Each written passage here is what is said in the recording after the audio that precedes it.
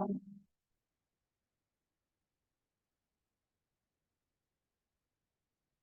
right, good morning, everybody. Welcome. Directors online, thank you so much for being here. Director Davidoff, you unmuted. Do you want to check your sound? Yes, please. Can you hear me okay, Chair? Yes, we can hear you. Thank you. And thanks to our directors who are attending online for having your cameras on. It helps me see you. Good morning, Director Lund. Good morning.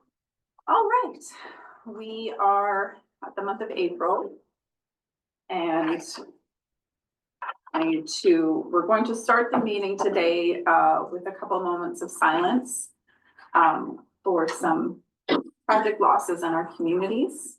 And I'm actually going to ask Vice Chair McLaren Co to speak to them, please. I'd just like to get us all to take a moment of silence for the passing for the friends and families in the communities for Jason Rempel, Jeff Keenan, and Alex Spashley.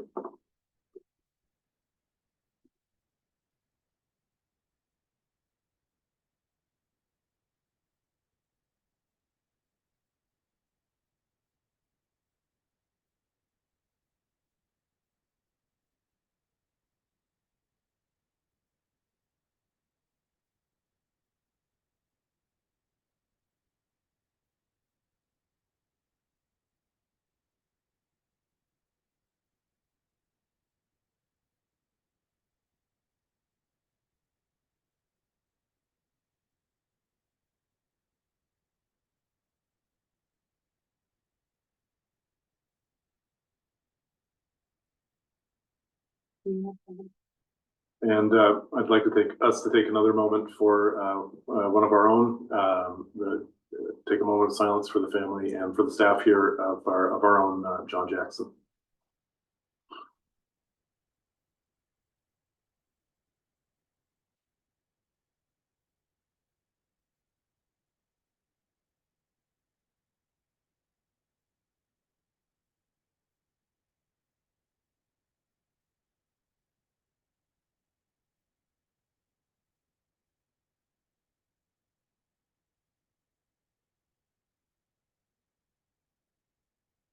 John saying thank you. Thank you, everybody. Yeah. Yeah. I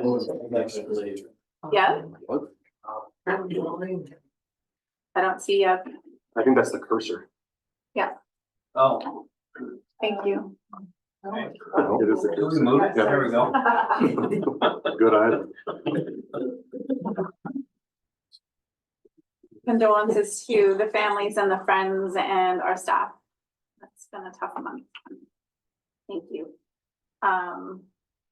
She's I've been taking the Tanaka language course. That's my first attempt. I acknowledge and respect the Indigenous people within whose traditional lands we are meeting today. Next month, I'll try something a little more robust. It's very, very interesting to learn the language from the land perspective. It helps me feel a little more connected to that statement. All right, 2.2, adoption of the agenda with the inclusion of West Transit Committee, Bylaws 3002-3003 amendments, and a letter of support from Director McLaren Co request and the agenda. Thank you, Hewitt, Jackman. Any corrections or any additions? Seeing none, all those in favor? Opposed? Carried. And minutes from March. I'd like to move adoption. Thank you, Lockwood, Jackman. Any corrections, edits? Okay, all those in favor? Opposed? Carried. Thank you, CAO. You have an introduction. Yeah, so those in the Crescent Valley will know Eric Stout. The agenda's off by a letter. It's not Stout, it's Stout. And Eric joins us as our building and bylaw manager, replacing Banda McIntyre, who was with us in that position for a short time before leaving, but prior to that, Chris Gainham. So Eric will be leading that department up, and we've done a little bit of a shift to provide some support to bylaw services through that position as well. So we welcome Eric to that position. Those in the Crescent Valley that know Eric, he's quite strong, and looking forward to him in that role. Thank you. He's not online, is he? We didn't tell him yesterday. Okay. Okay, 3.1, Director Davidoff, thank you so much for supporting this referral last month as we had so much to do. Do you want to go ahead?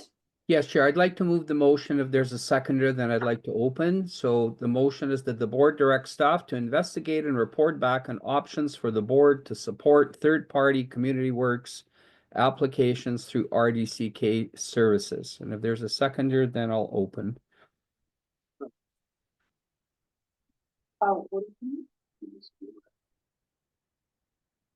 Oh, I went right by mine. Okay, well, I'll come back to mine. We're on 3.2. My bad. I'm sorry about that.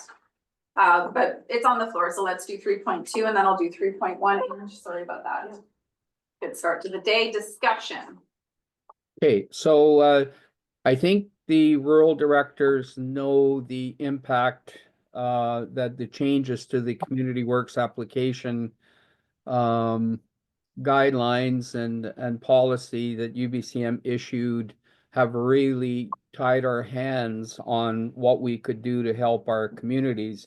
There's a letter that comes up later on the agenda from the Columbia Shuswap Regional District that eloquently lays out the issues these changes to the Community Works Fund eligibility criteria have created for us. And yesterday at RAC, we also discussed investigating the possibility of using of using our community sustainability service to kind of as a flow through for projects to help sustain infrastructure in our communities that doesn't currently meet the Community Works funding eligibility guidelines. So I'm not going to spend a lot of time in this. I know staff is working on this already, but this is just to formalize that request and hopefully have a report back to us hopefully by the next meeting. I'm not putting it in the motion, but that would be ideal. Thank you, Chair. Thank you, Director Davidoff. We have Director Graham. Go ahead. Thank you through the chair. I just have one comment, just to let other directors know that Columbia Basin Trust is coming out with asset management training for societies, and that would be a requirement for a society to have an asset management plan if they were going to be qualifying for any community works. Thank you. Thank you. Further questions on the motion? The last month, I don't think it got carried forward. I'm sorry, I didn't notice if it was in the agenda, but we did provide a briefing note when the rural directors went to the electoral area forum. We wrote a letter and provided the briefing note that Uli had provided to the Rural Affairs Committee on the changes. And those have already been submitted to the appropriate ministry and staff. So the discussion has started. And at this point, it's just staff following up on that. And in terms of timing, I appreciate not having a deadline on that, Director Davidoff, with everything we are doing. So I don't have any other speakers on the list. Are we ready to vote? All right, all those in favor? Opposed? Carried. Thank you. Thank you, Now I'll Chair. go back to, sorry. Oh, just thank you. And sorry, 3.1 was my motion from last month. So I'll move it, go ahead, and then I'll explain, they don't conflict. That the board directs staff to include in staff report options for funding of community works grants and shared and sub-regional services where the capital project would qualify, and further that these are presented to the committees with due time for councils to consider the request. Do I have a second? Thank you. So it's on the floor. So this is where historically with community works, again, we've designated to the rural areas on a certain formula, and we've looked at shared options, but it's not been the predominant way that we've used community works. With the change to the third party, the inability to fund third parties as much as we have, even though we're going to continue that advocacy, independent water systems, rec community halls, there's a lot that happens in our rural areas that are not owned by the RD. So we still want to see those supports, which is Director Davidoff's motion. However, things like what you saw last month where with Central Resource, I worked with 2-3 of my rural directors in Central Resource to look at using community works for that capital work. We have not historically done that because we've allocated them to the rural areas. I think as we move into bigger expenses on capital items and bigger needs for asset management plans, I think we need to start exploring when we can fund things with community works. Of course, we don't usually address any council use of community works because it's within their jurisdiction. So I included within this that if anything is proposed to a shared service, that it is done so in due time for any council consideration that municipal members may want to take back. That wouldn't adhere you to it. It just gives you the opportunity to discuss it. So that is the purpose of my motion. And do we have a speakers list? Jackman Hewitt. Go ahead, Jackman. Yeah, thanks. We've had good success in shared community works with municipal, Crescent Ed Center acquisition, the town stepped up predominantly. School District 8, the refit of the expensive seats in that auditorium fixed seat theater. Yeah, I see this as almost a no-brainer. It's, as you say, goes parallel to the other one, and that's sometimes the best way we can support our lead, wherever the lead is in an initiative. So, but it's not new to us. It's a history. Thank you. Director Hewitt. Thank you through the chair. Well, I like the concept. I think that it's not taking into consideration that municipalities have far more pressures on their community works funding than a rural area would, because we've got, I don't have the number of kilometers of road, but municipalities look after roads within their jurisdictions. They have water systems, sewer systems, multiple buildings and structures that we use our community works funding for. We had a budget meeting 2 nights ago, and with the projects that we've got that are identified as priorities for our community, with this, even with this year's allocation and with the expenditures that we've got outlined, we're only going to have $6,000 left out of after this year's allocation is received. So I think we've got to be careful about making motions like this, because it doesn't put pressure, undue pressure on communities to contribute to something that is going to put additional pressures, and it's going to put that, it's just shifting the burden to municipalities to find funding in another way for their facilities that need that community works funding. So Thank you. that's my support. Director Newell. Thanks, and thanks for that update, Director Hewitt. When I read this motion, I supported it because we have done it through Rec 5, where Defined E, F, and the city of Nelson put property tax dollars into capital projects. And so for this, my feeling at the time was the city at 6 of one, half dozen of the other, they're gonna have to spend the money and tax for it, but this could get greater bang for their tax dollars if we were to find a way to pool the community works funds in some manner, which we did for the lighting, I believe, 4 or 5 years ago. So it's not unprecedented, but I think that I like the idea, and that it then would perhaps allow us to pre-plan. Well, we've already pre-planned capital projects 4, 5, 6 years in advance at the rec center, for example. So the city would have ample time if we all said, hey, how about we contribute to this, and allow them to put that line into their capital works budgeting process. So I'm in support of this, notwithstanding the municipalities, the demands municipalities have on their community works funding as well. Thank you, Paige. I don't mind this. I think other colleagues have made some really good points around how we set up the decision-making architecture and what is expected in this country. When we look at Rec 5 and we have those quarterly financial updates, I have no opposition to getting within those a state of the uncommitted and committed community works funds of the partners within those services. That seems perfectly fine when you're looking at reserves, looking at capital budgets, and see where we're at. That community works is just also just an info piece on those reporting. And I think that would be a good touch in, as opposed to maybe every report doesn't have that, but you're getting the regular updates of where people are at. It would bring more clarity, more transparency. We can set ourselves up for more conversations to do things together that have broader impact with those. So I support it in that framework. Thank you. And I should just clarify, I included the notion of the timeline for council should they want to, because I didn't want to eliminate the options, not uphold you to the need. So it's mostly trying to be inclusive is why I included it. Director Lund, go ahead. Yeah, I'm echoing a little bit what Councillor Hewitt said, but just there is a difference between our small pocket municipalities versus a larger center where in SOCAN, for example, our annual allocation is 79,000.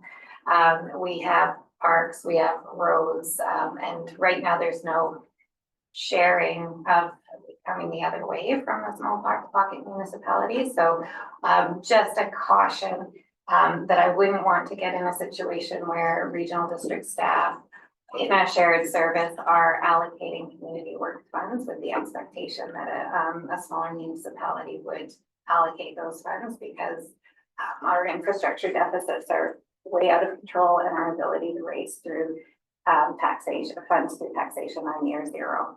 It's pretty crazy. So yeah. So I'm not sure where I'm gonna vote yet. So let's But just it's a clarify, real option. sorry. Yeah, go ahead. Clarifying, we cannot allocate your funding. Mhm. There's no way for us to do that.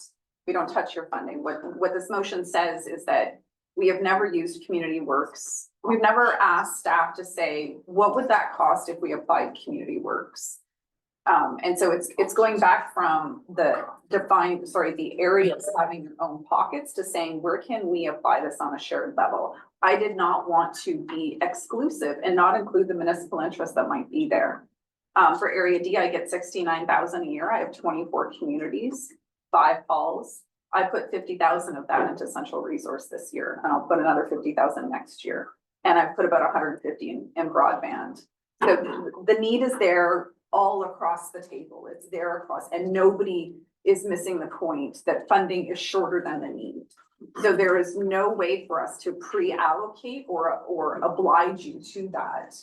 But I did not want to exclude you from the option to consider it should you want to, such as you have a big capital project in Castle Garden District Rec, and you're like, actually, that's a really big tax hit. I want to support that. So it just gives you the option as a municipal who doesn't normally get involved in our community works conversations. So it's just allowing you to be a part of that. You can say no, you can say not possible. That does not remove any of that. So I hope that clarifies. I'm sorry, Lockwood. Thank you, and thank you for your preamble, because there was a lot of stuff that you had said that I was gonna bring up, is that council has to approve right now. Any area director gets to make a choice of what they want to fund and what they do not. Not a single municipality can come here to the table without a motion from our council to be able to determine if we're spending a dime. And if you are getting away with that, you shouldn't be getting away with that, because that's what's set in the policy. And I'm glad to hear that that is not changing. The Village of Salmo did help with our pool, did help with our tennis courts, and did help with the fitness center, because the council chose that it was a good thing. But COVID funds, there were so many COVID funds that went to the fitness center, and the Village of Salmo only matched what went. So it was $1,100 or something like that, and that's what we did, is we matched that. So I agree with my counterparts of the municipalities, is that we all have the same thing when it comes to broadband, when it comes to all of that stuff, but municipalities have a little more, because some of us, not everybody, has a wastewater treatment plant. And I know that City of Nelson is way up there in the millions. I know that just the little town of Salmo is already at 3 million just for one infrastructure, which supplies all of those other infrastructures as the youth center, as those different things that we share within the RDCK. So if this is not changing the way we still do business, then I'm for this. But if it's changing any way that we're actually doing business right now with municipalities, I'm against it, so. Absolutely not. We don't have the provisions to do that. This is just allowing you time to have a discussion should you choose to. And every community works application for us goes to our rural committee and then comes to this table. So we don't allocate it just as we choose to. We have a pot of funding. We can say, if you qualify, you can use this, and then you go through a 3-month plus application process. So we cannot take your funding and use it without your guidance and permission. This just keeps you in the conversation. And you can always say, not interested, not possible, don't have the time, or sorry, don't have the funding. Can I have a supplemental then? Yeah. Why do we need this motion then? If that's already happening, why do we need this motion for clarification? What's not happening is that staff have been directed, because they asked us previously through Rural Affairs, would you like to look at pooled funds? And we said no, because we have so many needs in our communities. Now that that third party opportunity is getting less and less and less, this motion says to staff, when you have a capital project that you think Community Works would qualify for, please bring that to our attention in a report. Okay. Okay. Thank you. Further discussion? All those in favor? Thank you. Anybody opposed? Okay, thanks. 4.1.1, all rec committee. This is normally Director McFadden as the chair. Director Vogel, do you want to move these motions? Yes, I will. You don't have to read the whole motion. Oh, perfect. It's a long one. So just the staff recommendation, is that all I need to read? Yeah, Okay. yes. That the board approves the calculation of total costs as outlined in the table of the fees and charges review, indoor facilities cost hours, use report from Joe Churko, General Manager, Community Services. As per policy 500-01-08, community service fees and charges to be used in the calculation of fees and charges for admissions and rentals. Second, thank you. Discussion? Lockwood, go ahead. Is Joe on? Let's just start the meeting through the chair. I'm not sure. Oh yeah, he's there. Oh, yeah, Go there ahead, is. Joe. Okay. Can I just, through the chair, ask staff, can you tell us the difference of why a youth group would have a lap pool rental / rental? I was trying to find it, but because of the merged, I have the wrong page number. Why it's much greater than a nonprofit that may be renting the pool for youth. Through the chair, Director Lockwood, I may not understand the question completely, but the a youth group organization is usually, so a youth group nonprofit would get the youth rate. I'm not sure that I know, or if you're looking at, are you looking at a fundraising, the fundraising fee? I'm not sure. And through the chair, this chair or Director Lockwood, this may be more about the second recommendation than this one. Oh, it could be. Just Because I if we just just so have we it on don't the get agency confused. stuff. Sorry, it probably is on the second recommendation. I apologize. Okay, then maybe when we get to the second one, do you wanna? Yeah. Okay. Thank you. On this motion then, is there further discussion? All rec was pretty robust, so I think we worked through it. All those in favor? Opposed? Carried, thank you. Director Vogel, do you want to go ahead with the second motion, and then Director Lockwood will come back to you? I will, thank you very much. 2, that the board approves the following schedule of fees and charges for admissions be implemented for September 2nd, 2025, as per the fees and charges review, indoor facilities cost hour use report from Joe Churko, General Manager of Community Services, as per attachment A, Community Services 2025 fees and charges. Do we have a second? Thank you, Hannah Graff. And Director Lockwood, do you want to try your question again? Yes, and I apologize. I have found it. Page 67. And it's under lap pool rental fees. It's all of them. But it's youth recreation is $86.99. I'm just using this as an example. And then it says fundraising or nonprofit high profile event is $174.48. Now, that nonprofit event could be for the youth. And it could just solely be for the youth. So I'm just wondering why the difference in just doubling per hour rental. So, through the chair, it's not a doubling of the rental, so in policy, fundraising events are 100% cost recovery. So just to keep it to fundraising events and, I'll use an example. There was a fundraising event at the NDCC. It's not the pool, but that theory goes all the way through fees and charges.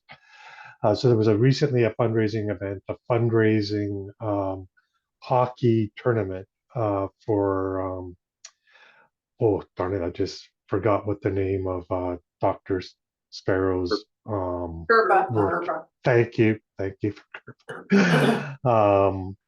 And the theory, what it is that you don't, when the policy was developed, is that you do not use taxpayers' money to, in theory, to subsidize a fundraiser, because a fundraiser in an intent is to be a choice of individuals, not an automatic piece that the taxpayers are contributing to it. So that's the fundraiser portion. So all nonprofit in this case is meant to identify is that it doesn't matter who's doing the fundraiser. Now, an event of significance is where there may be something. I think, sorry, Joe, I'm just going to interrupt you because Director Lockwood's saying that's not her question. No, Okay. if I could maybe give a little bit more, it says fundraiser or nonprofit high. So my understanding with reading this is if a nonprofit came to the RDCK and said that they wanted to rent the pool for 1 hour for the youth on July 1st, that they would have to pay, and nobody's fundraising anything. It's just a nonprofit wanting to rent, that they would pay $174.48 other than. Yeah, so through the chair, so no, that's non-profit high profile event. So something like, so what that would entail is something like British Columbia Winter Games, British Columbia Summer Games, high profile being the most important piece of that classification. Thanks, Joe. Further discussion? Thank you. All those in favor? Opposed? Carried. All right. Crescent Valley Services Committee.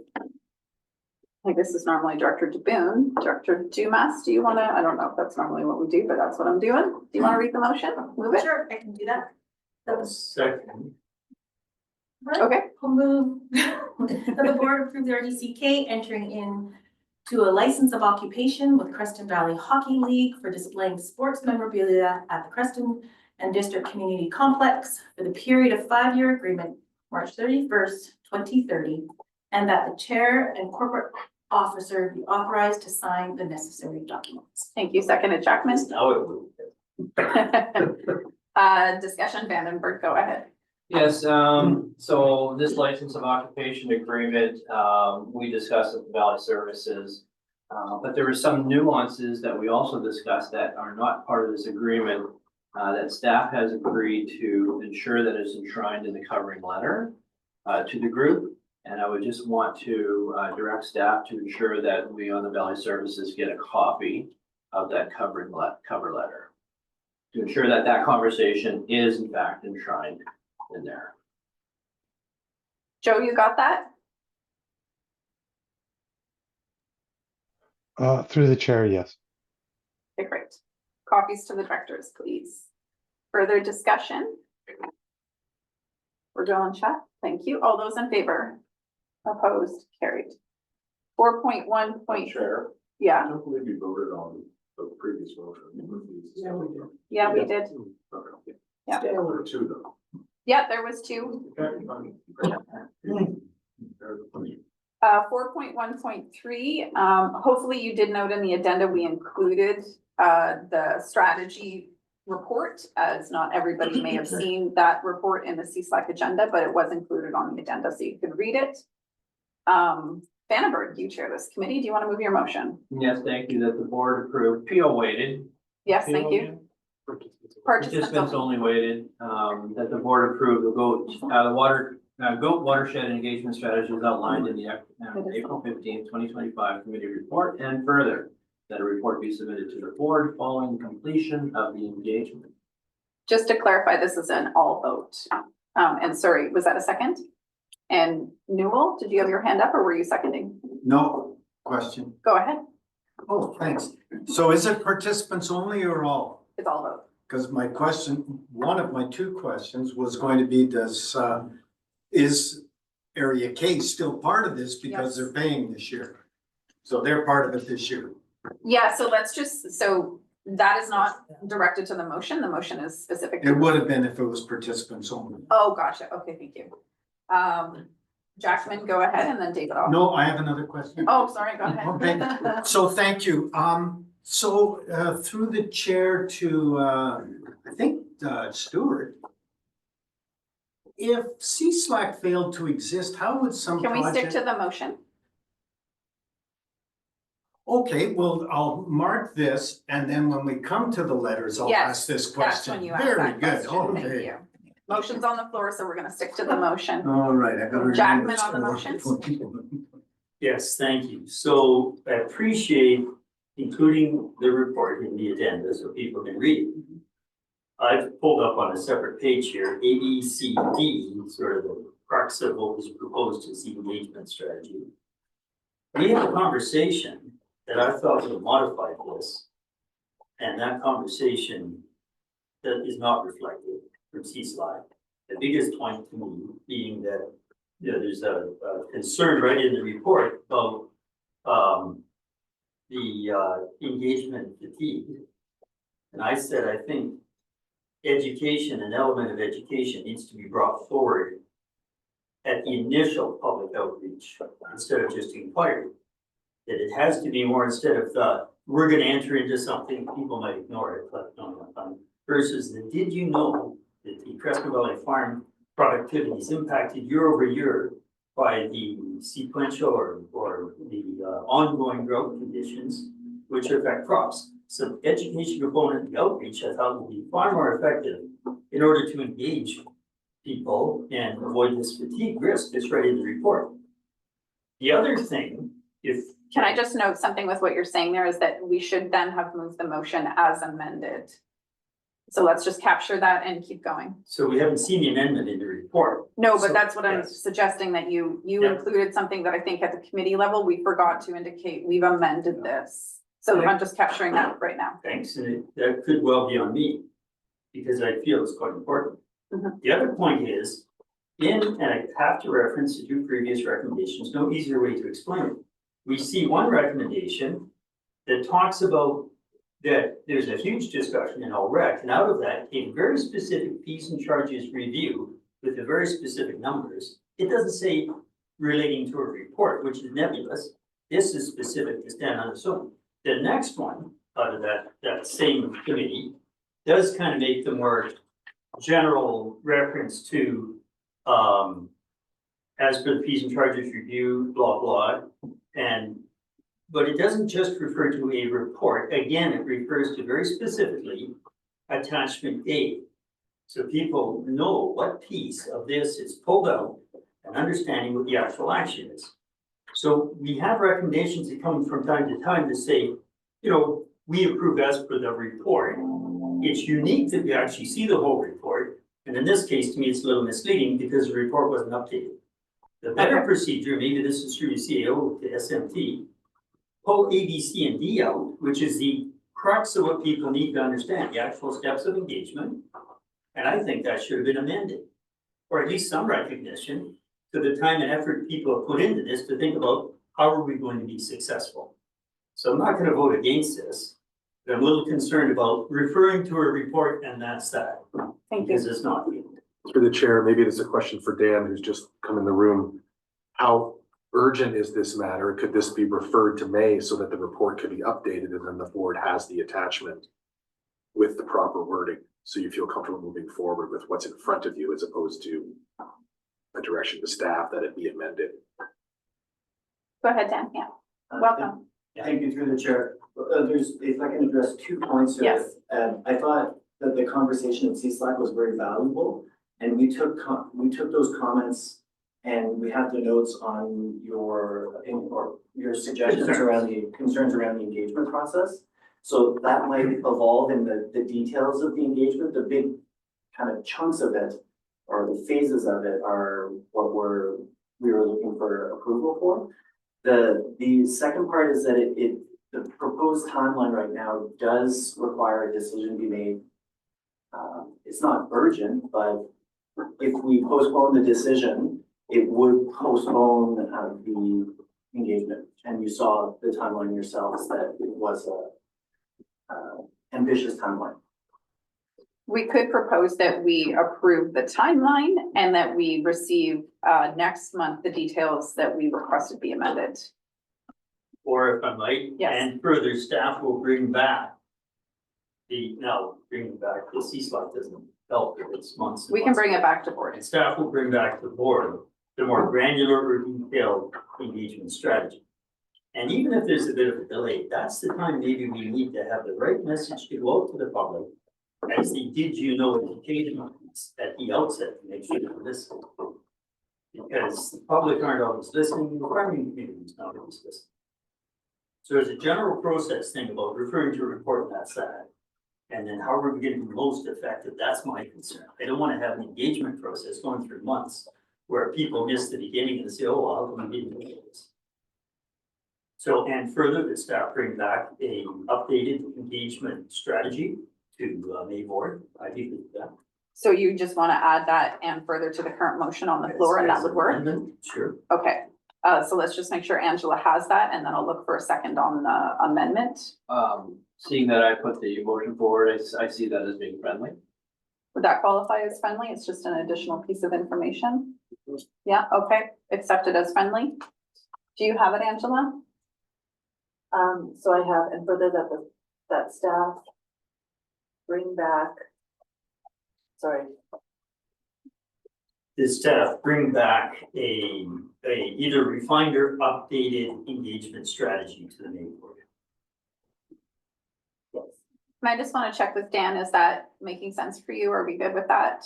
Okay, I don't want to leave you confused. And that's on top of the and further after that report the. Yeah, however way you need to reword that if we have too many unfurthers. Okay. So we're essentially just saying we want that detailed engagement plan coming back to us that will include those notes. Okay. We're all good. Oh, sorry, Director Davidoff, go ahead. Yeah, Chair, my question has to do with something missing from the minutes and a report to the board. So I'll if we can deal with this motion, then if I could ask that question after that.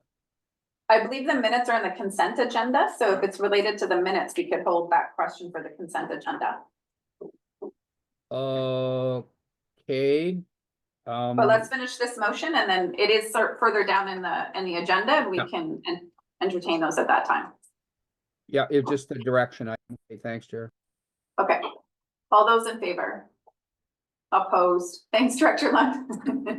I was really clear in favor. I really appreciated that. So let's just verify that, Angela, the sustainability minutes, are they in the consent agenda? No, that is, through the chair, the minutes should be attached to that item because there was a recommendation that came. They are. Okay, then go ahead now, Director Davidoff, my apologies. Yeah, my question was that we asked the question yesterday, and my understanding is that staff was accepted it as direction to report to the board as to how the community sustainability service could be utilized to flow through Community Works grant funds, and that was going to be checked into and reported today. That was my understanding through the chair. Is that correct, to the chair of CSLAC? My understanding was that was not to be reported on today. I don't think that there was time to do that. That's a pretty big conversation that would have to go back to CSLAC. Sangeeta, go ahead. Yes, through the chair, that was direction to staff, and we are currently discussing that. Thank you. Thank you. Vandenberg, were you just going to respond to that? Yeah, I was just gonna point out that 7.2 does talk about, refer to what we did discuss, and Manager Sedan did cover off Okay, that great. concern. All right, good. Lots of changes in CSLAC. We'll keep talking about them. Not at this moment. 4.2.4 West Transit Services Committee. I believe that's also Director McFadden. Yeah. It is. Director McFadden, via vocal. Do you want to go ahead? That the board directs staff to prepare an amendment bylaw for electoral areas ENF and Spokane Valley Transit Local Service Area Establishment Bylaw 1415/2000, remove the village of Spokane from the service and update the method of appointment to reflect the hybrid method and limit the appointment of cost to the land annexed by the city of Nelson and now referred to as Old E, Old F, and Old H. Thank you. Only correction is it's apportionment, but that's okay. We had a long discussion in West Transit. I think we all know what we're doing. Director Lund, I'm going to go to you to see if you second that, because I think this was when you discussed. Yeah, I'm not gonna second. that. Okay, no problem. No need to. Anyone want to second that renewal? Okay, great. Discussion. Seeing none, all those in favor? Opposed? Carried. Recorded opposed, Director Lund? Sure. Okay, recorded opposed, Lund, thanks. Number 2, go ahead, Director Vogel. That the board directs staff to prepare an amendment to bylaw Kootenay Lake West Transit Service Establishment bylaw number 173/2005 to update the method of apportionment to reflect the hybrid method and to update apportionment percentages in the bylaw to reflect the hybrid methods apportionment of current transit cost. Yeah, the second Director Page, thank you. Discussion? Jackman? So again, this is hybrid methods. If you're in the conversation, you understand what that means. The public really wouldn't understand that. I don't know if there's a better way to, like we've seen in All Rec and the like, where you actually pulled out something as an attachment or something as a bit of a clue as to say what hybrid methods is. And I realized that Mr. Gould, Tom spent a great deal of time explaining it, but how does the public receive something that talks about hybrid methods? Even reading the report doesn't capture the outcome of what a hybrid is. It definitely, I myself, we spent a lot of time trying to figure out which one it was. So it's a really good point. I do have one on the list, but I just want to see, is there anything we should be doing with this motion to address that hybrid? It was, the best way I could follow it was page 36 in the major report, I believe is what it was, which isn't super definitive, but that was the hybrid that I was able to follow. So are we, is there anything we can do with this, or Ange, go ahead. Oh, Tom. I don't see you, but are you listening?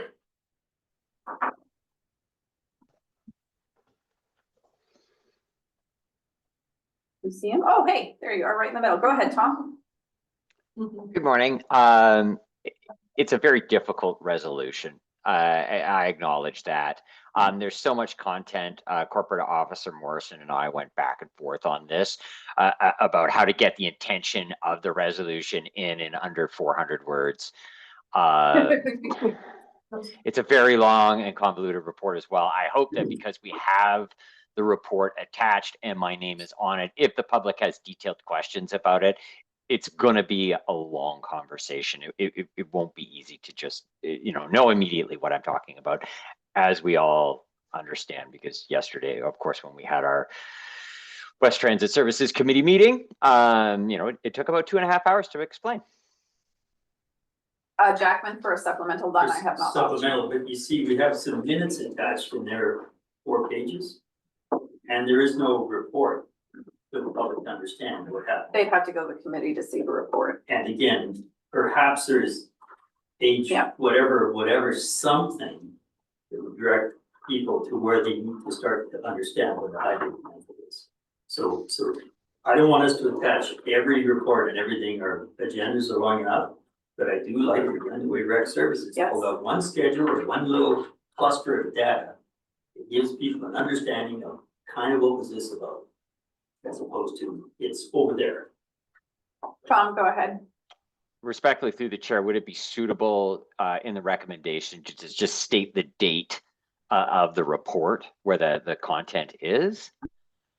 I would just say that that report has several options, so to know which one we went with would still be confusing. I think you'd have to reference a specific section of the report.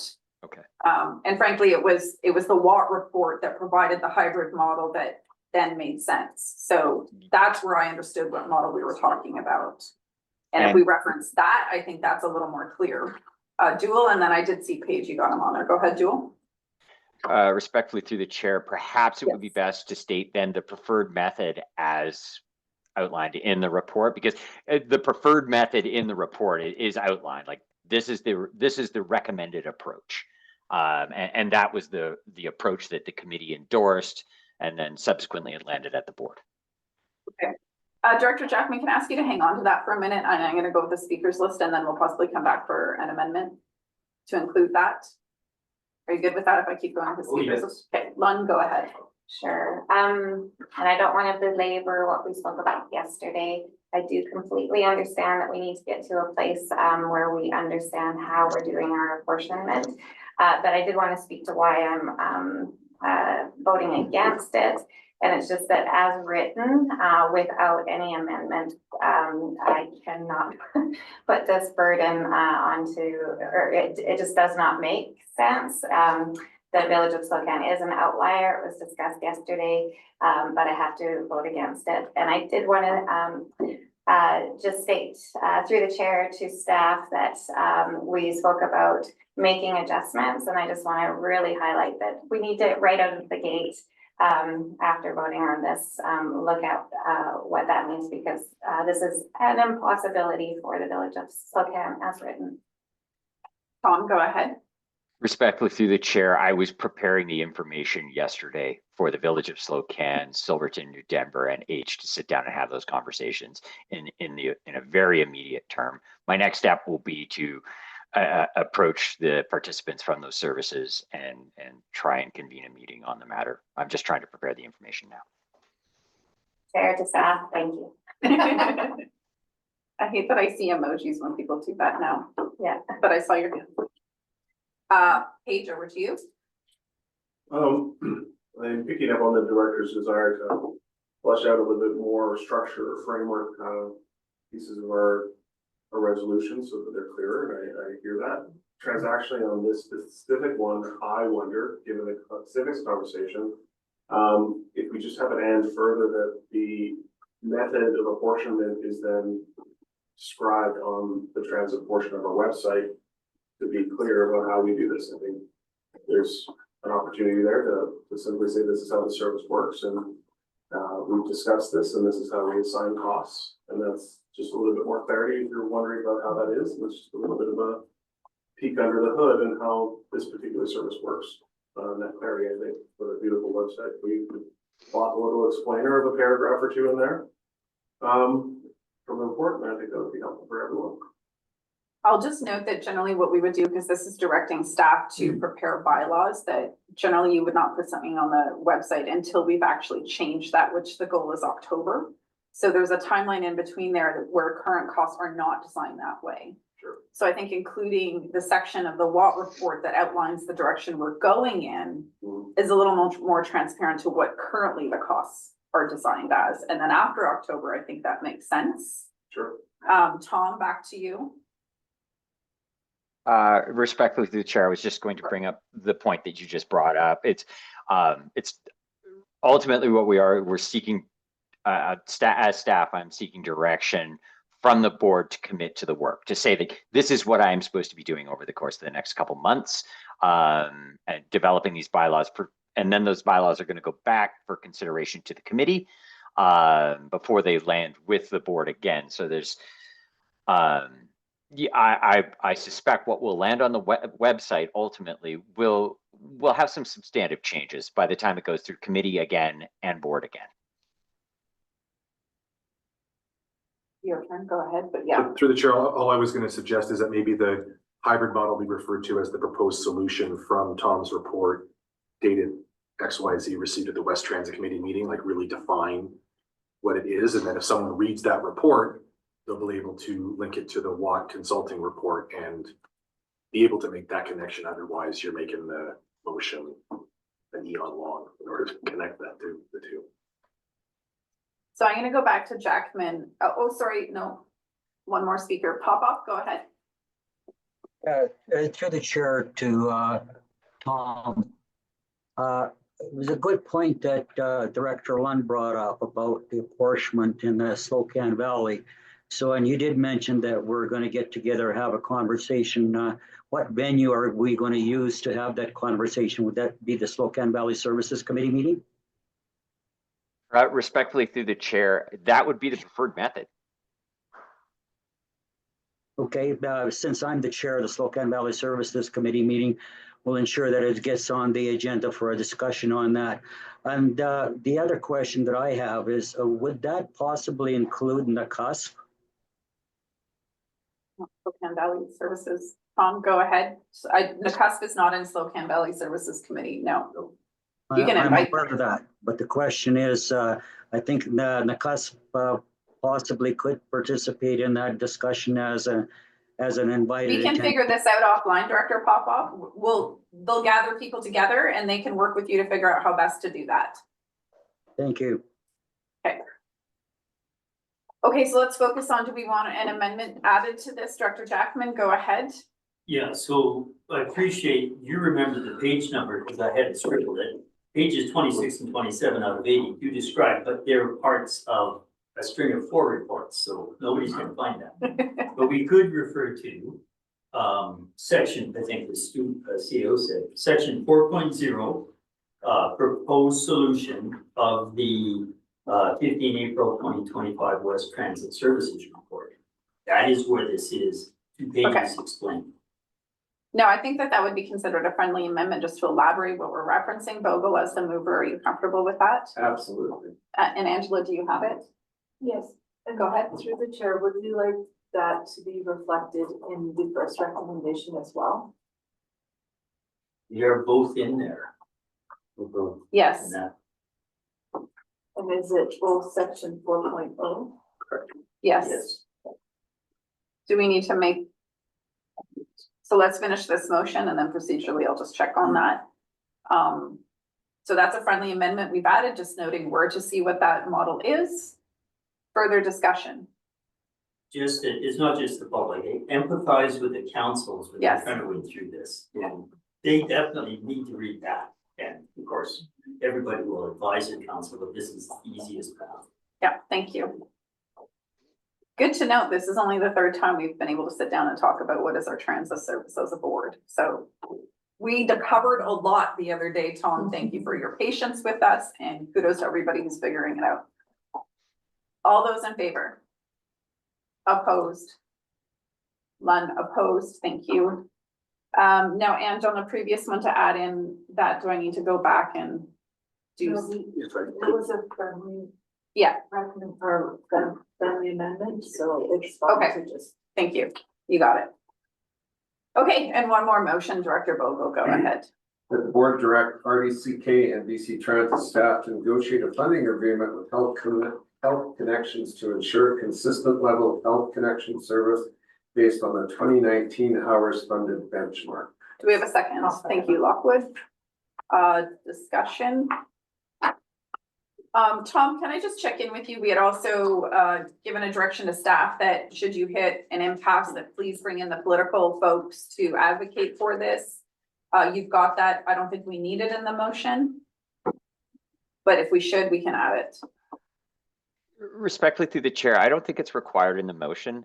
Really where this is staff have been working with BC Transit. BC Transit really felt more comfortable if they had a mandate from the political level in these negotiations. And I think when you get issued that mandate from the political level, it goes without saying that the political level will engage as required. Thank you. Weatherhead, go ahead. Thank you, through the chair. I just had a question to Tom. If any of that Health Connection funding does go toward the Edgewood Nakusp run, as it is often used for doctor's appointments and visits to the Arrow Lakes Hospital. Respectfully through the chair, no, that's a 50 series route. The Health Connections are 70 series. This is a matter for consideration by the community as, for the West Transit Services Committee regarding what are medical trips? What are health connections? Initially, these were defined as very specific things, but I think in light of the conversation that was had at West Transit Services Committee, in the future, there's probably an opportunity to broaden that discussion. And I suspect, given the feedback that I've had from BC Transit and the conversations we've had regarding health connections to date, there will be some opportunities for changes in the future. Thank you for that. Thanks, Director Weatherhead. No one else on the speakers list? All those in favor? Anybody opposed? Thank you. Membership appointments, this is all one motion. I'd like to move that. Sure. Thank you, Jackman. Do we have a second? Thank you, Lockwood. Any corrections? Weatherhead? Sorry, I just had one name missing from there, unless I am incorrect. Maybe we appointed that, and maybe staff could correct me if we've already appointed Barbara Ross. Can you reference which commission or committee you're sorry, talking the about? Burton Water Service Community Advisory Committee. I Okay. had one other member appointed, but I didn't check to see if we'd already appointed that member. What's the name? Her name was Barbara Ross. She's been appointed. Thank you so much. Thank you. So moved and seconded. Further discussion? All those in favor? Opposed? Carried. All right, bylaws. So this is 5.1. This is withdrawals of areas E and J. We have a motion there. Move it. Second. Thank you, Jackman. Second, and I have a question if the member doesn't. No, but I know Newell had a question on this one as well. Your preference, we'll go ahead, Chair. Go ahead, Jackman, and Newell can. Okay. So there was a bit of a conversation that I didn't fully understand about service withdrawal. I mean, there's always the service review route, and I got to be the observer in one of those where it didn't happen, and you don't want to do that if you don't have to. And then there was reference to the letters of consent and local government act, community charter. But I had interpreted this initially that we have predetermined, we have given prior consent by agreeing to the specific mechanism for service withdrawal. Now, I was asked to sign letters, consent over the past many things, but in this case, I agreed to enter into it. I proposed that Area A enter into the service on behalf of constituents with the understanding that somebody could just jump out after 2 years and did. So I'd like down the road, before we get to that 2 years, because 11 or 12 out of 20 of us may not be here, that we understand whether there is another step letter of consent required, or is the director entering into this agreement for this service as pre-approved that exiting only requires notice. Yeah, and Angela, go ahead. Yes, through the chair. So, Corporate Officer Morrison and I had a conversation about this because this is a bit of an anomaly. It is in our bylaw. But the one thing that we do get requested when we provide this to the ministry is to have letters of consent.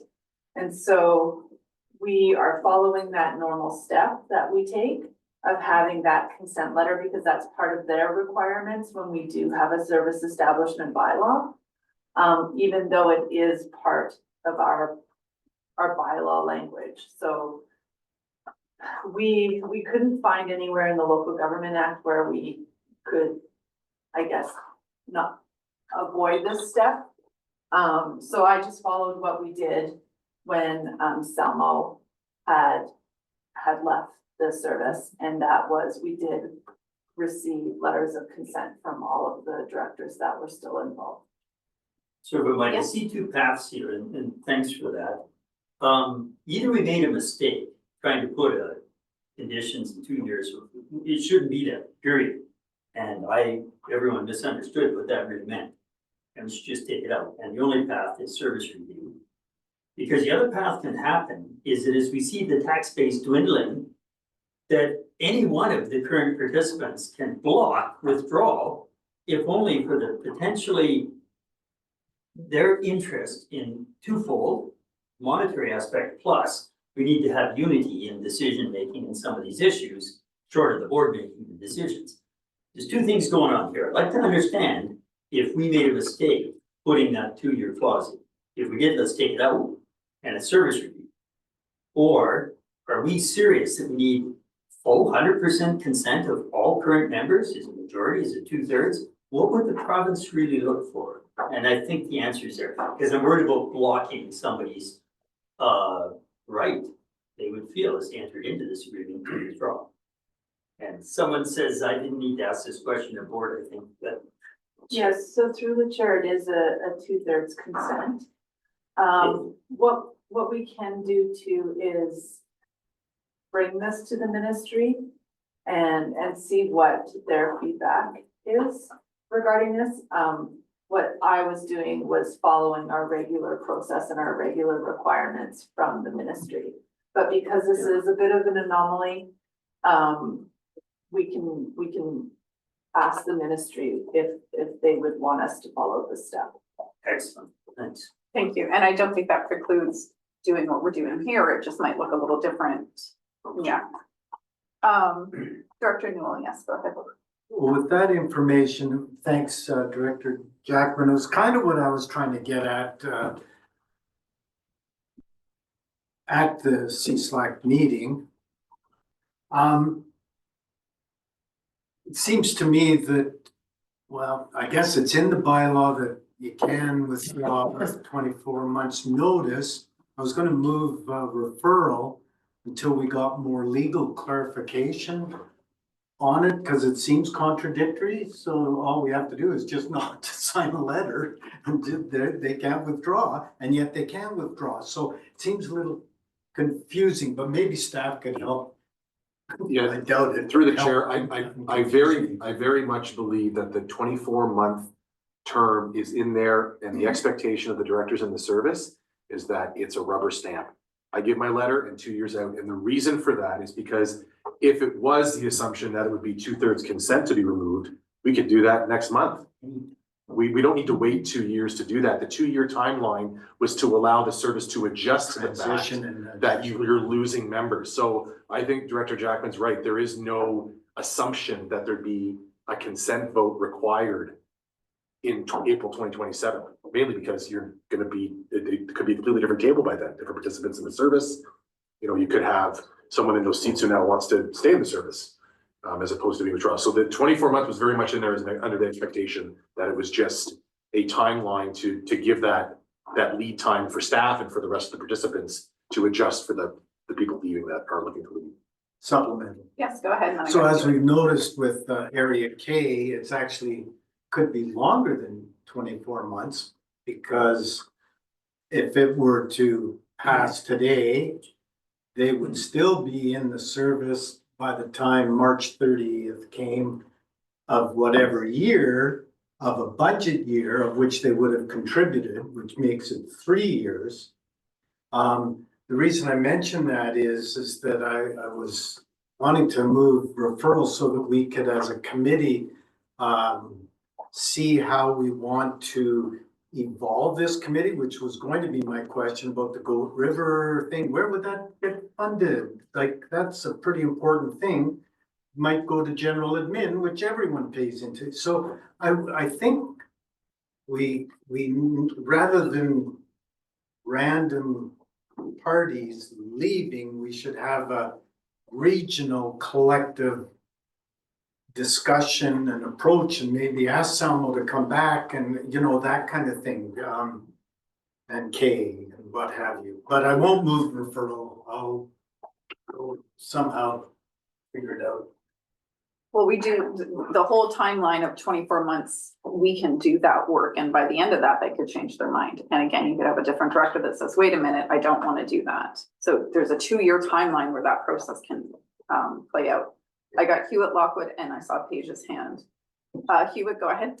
Thank you through the chair. Mine somewhat on the same lines as Director Newell, but when the withdrawal is actually effective, right? Because it doesn't say here that it's the 24 months for notice of withdrawal, but it doesn't indicate when the taxation shift will happen, like that it's effective for, like if notice is received between here and here, then it will happen within the current budget year. And if it's between here and here, it's not effective until the next year's budget. So everybody can do their mental planning as to when the additional taxation will apply to the rest of the remaining participants. Because we've got 2 here and there, you know, there could be others by the end of the year. So that would be effective what time? So there's that understanding as well. Yeah, go ahead. And through the chair, that's a detail that I'm well aware of, that we're trying to work through how that actually sets up, because through the chair, the timing of this could not be worse because it's going to come back in April 2027, a month after you've approved the April or the 2027 budget. So it's definitely an interesting conversation. Yeah. Okay, Lockwood, go ahead.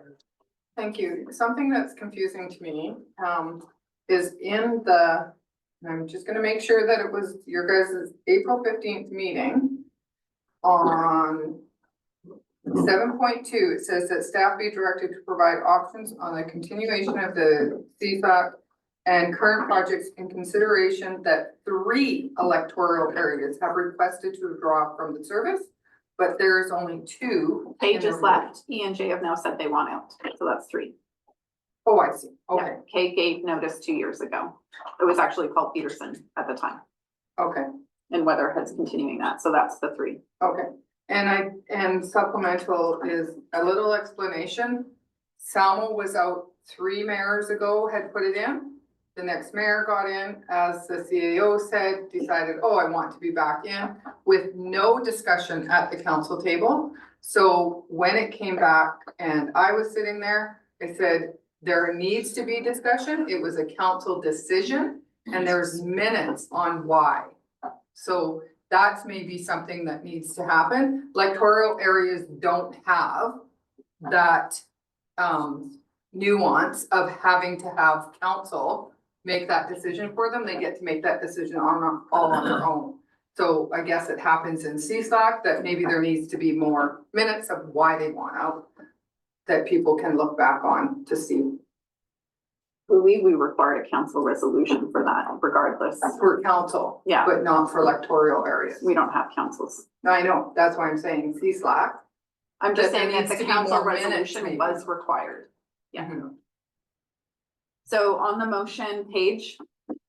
On to the director's point, I think you're talking whether or not it's an expectation within our organization that we solicit out that council resolution from the organization versus just the director. Those are choices we potentially could bake in. What I'm hearing though is we've got 18 months left of this particular term. There's been discussion overall about the number of services, places to combine them, places to rearrange them, places to modify them. There's requested recreation for similar clarity around what the process is to get in or get out of a service. And it does make me wonder if we refer potentially, this participants want to do what they want to do, if we need to kind of look at it as a whole, pull back a little bit across the services and see, you know, where those differences are and whether they're organizationally and as staff are trying to, as we're all trying to shape what this organization looks like, we need to talk about how we modify and change the services as a whole as a group. And look for those places where you make decisions to put some things together, take some things apart, rearrange the participants and come up with, you know, an easier to understand and more clarity around how that would happen, how we agree that would happen, as opposed to this ad hoc piece that's happening now, which is trying to get at the same root problem. That's what it was. Okay, Cunningham on the motion, please. Muted. He's working on it. You're muted.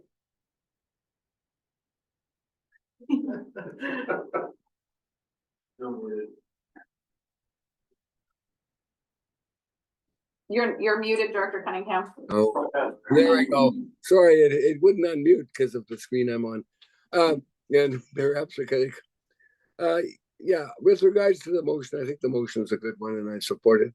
I'd like to point out, of course, is that the act does say certain things and the way we write the bylaws say certain things. And I think they're written because they want protection. I think it would be awful if, for example, but the Village of Selmo and myself said we'd take care of the curling rink and had a bylaw written up that says we shared in that service.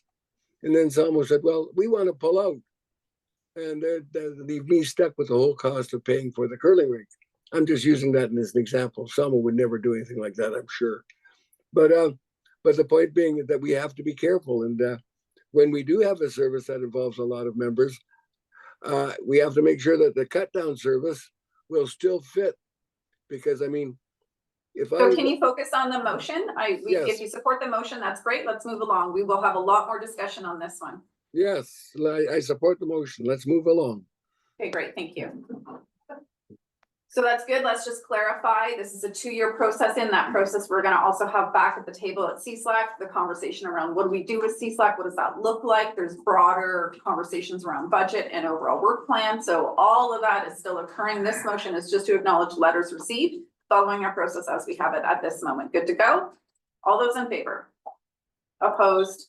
Carried. Thank you. We're going to take our morning break right now because we have to, and I'll be right back. 15 minutes. If you can do it at 10, that'd be great. We're a bit chatty.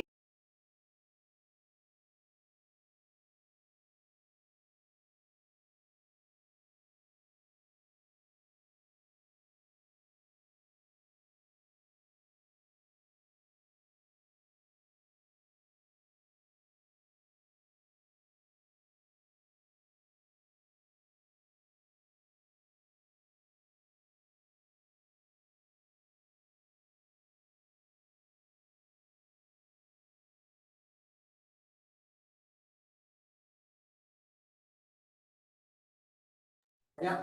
Thank you. That's not and I've used Directors? Thank you very much. Okay, David off, thank you. I see you. 1 second. I know you're next. We got pop off, we got Graham, Leatherhead hands, thank you. Gordon, thank you. All right. 5.2 bylaw 2968. Go ahead, Director David off. Yes, thank you, Chair. I have a question before I move the motion. Yes, this is for adoption. Thank you for asking your question before moving the motion. Go ahead. Thank you. So with the Ministry of Transportation and Infrastructure signature dated April 2nd, 2025, is this the absolute last step in the adoption of the Area IOCP? This is the zoning. Sangeeta, go ahead. Through the chair, there's going to be some work on the implementation process. So that's something that Stephanie can speak to in more detail. Unfortunately, I don't have all those details right now. But I think the question is that adoption is the end, implementation is always after that. Absolutely. Yes. Go ahead, Stuart. Yeah, through the chair, that's correct. This is the last step in the bylaw work, Director David. Thank you. It'd just be nice to have closure. So hearing that, then I will move the motion that the RDCK zoning amendment bylaw 2968/2024 being a bylaw to amend RDCK zoning bylaw number 1675/2004 is hereby adopted, and further that the chair and corporate officer be authorized to sign the same. We have a second? Thank you, Hennegreth. All those in favor? Opposed? Carried. Thank you very much. Thank you, everyone, for all your hard work. Good work.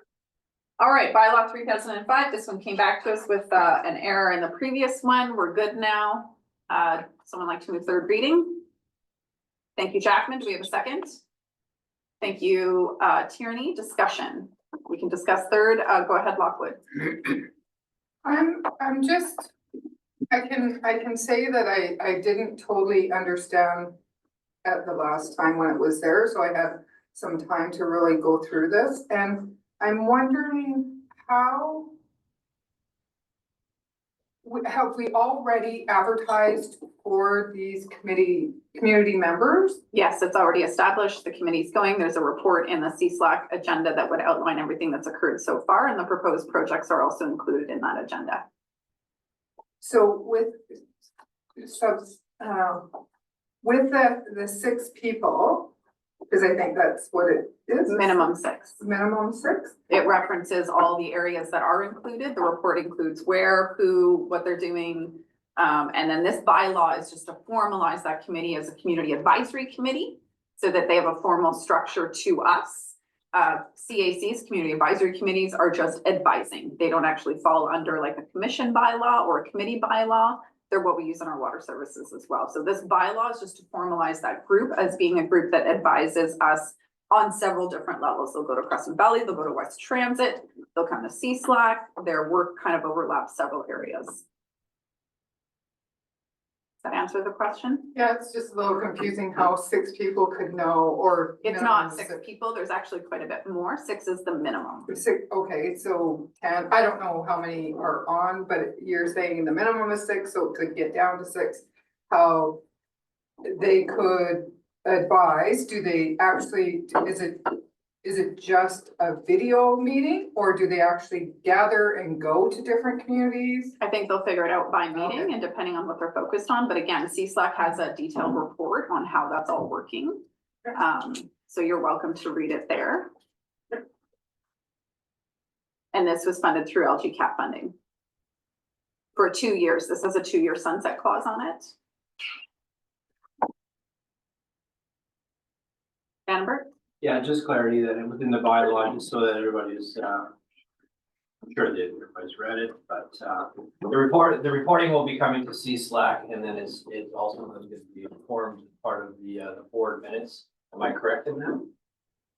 What we can do, this is what I would recommend is similar to the watershed report, that when we have those kind of things, because they go to several different committees, that those minutes also end up over here so directors can read them. But at the same time, we do approve things here on committees that not everybody is at, such as the question on CSLAC doing this work and the other directors asking questions they don't know because they're not on that committee.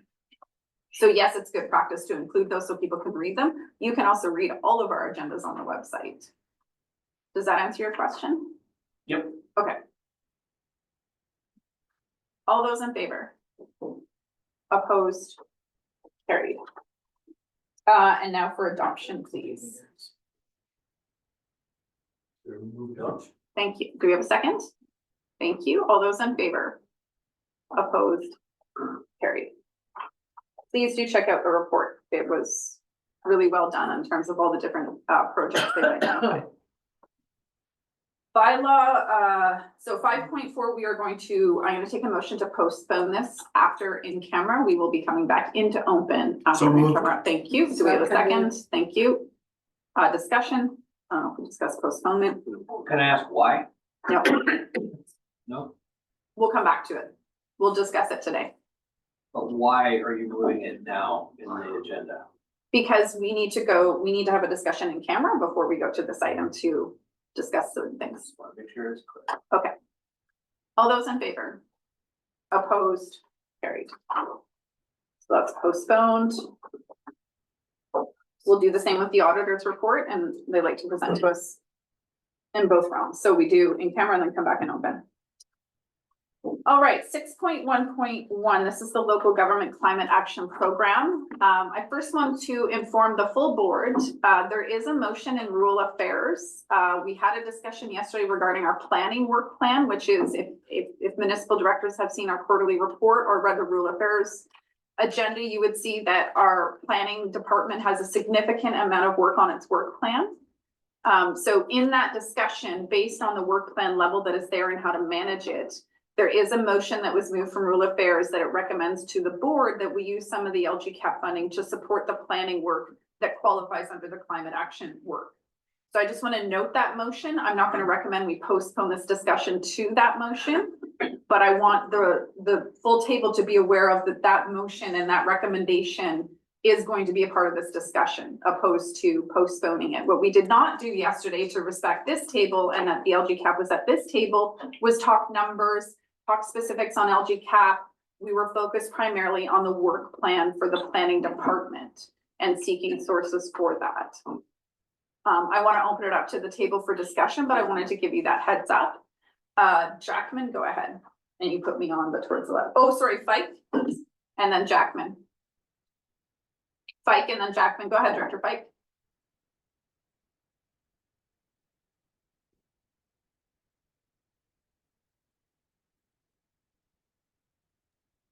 Sorry about that. I was on a different screen. I'm just reading the report. I'm kind of concerned that it seems to be high administration costs versus actions. And I wonder about some of the metrics in the report. And I'd welcome any sort of clarification when I finish my little talk here. When you go to the LGCAP provincial page, it's the top. The purpose of it is to, I'll quote, enable community-specific actions. And then on page 170 of Paris's report, there's statements like tying together energy efficiency, fire smart, water smart, and housing resiliency. So a lot of the statements in here, I have a hard time sort of tying any kind of metrics to that. Like tying together, I'm not sure how you could actually tie after in 2027 tell you to actually tied together, or you got partway there. And the report priorities are, it supports climate action, and I guess my word action is the one that's it's sort of got me going. The board committed sort of 59% of the funds, the LGCAP funds, to administration and reporting. So reporting's onerous, I agree, I looked at it. But from 2025, January to March, administration is 24%. From April 25 to March 27, it's about 35%. And it just seems high to me, and maybe I need some clarification. I know, again, on page 174 of the addenda here, it says advance ideas, and I'm not sure how the word advance, it's sort of, I can't sort of attach metrics to it. And then the identified priorities, which are, well sort of documented on attachment 01, the Kootenay Boundary Farm Advisors, they're already doing, apparently, the priorities number 1, 2, and 3, they're identified. It says on the attachment that the Kootenay Boundary Farmers Advisors are doing this work and there's no next steps. And I'm just wondering if food resiliency is like trying to keep farmers in business, then they're doing the actions. And I've gone on the website, I've talked to them, and the RDCK logo is on their website. And I'm just wondering, given their actions, is there any way that LGCAP funding could flow their way with metrics? So I'm going to separate your two questions and answer your KBFA one first. We have been the primary funder with 2 other regional districts for 7 years now, I believe. We initiated the project with KBFA to address the lack of agricultural extension agents across the 3 regional districts, East Kootenay, Kootenay Boundary, and Central Kootenay. That used to be funded through community sustainability. We moved it to general admin. It's $60,000 annually. And then we moved that it come from LGCAP, I believe, last year. So it is currently funded by the regional district Central Kootenay, including East Kootenay, Kootenay Boundary. And in the last 2 years, it's been through LGCAP. I'm going to ask staff to correct me if I'm wrong on when we did that. And then I'll also ask them to address your question around administrative fees. Paris? Or Sangeeta, whoever. Yeah, through the chair.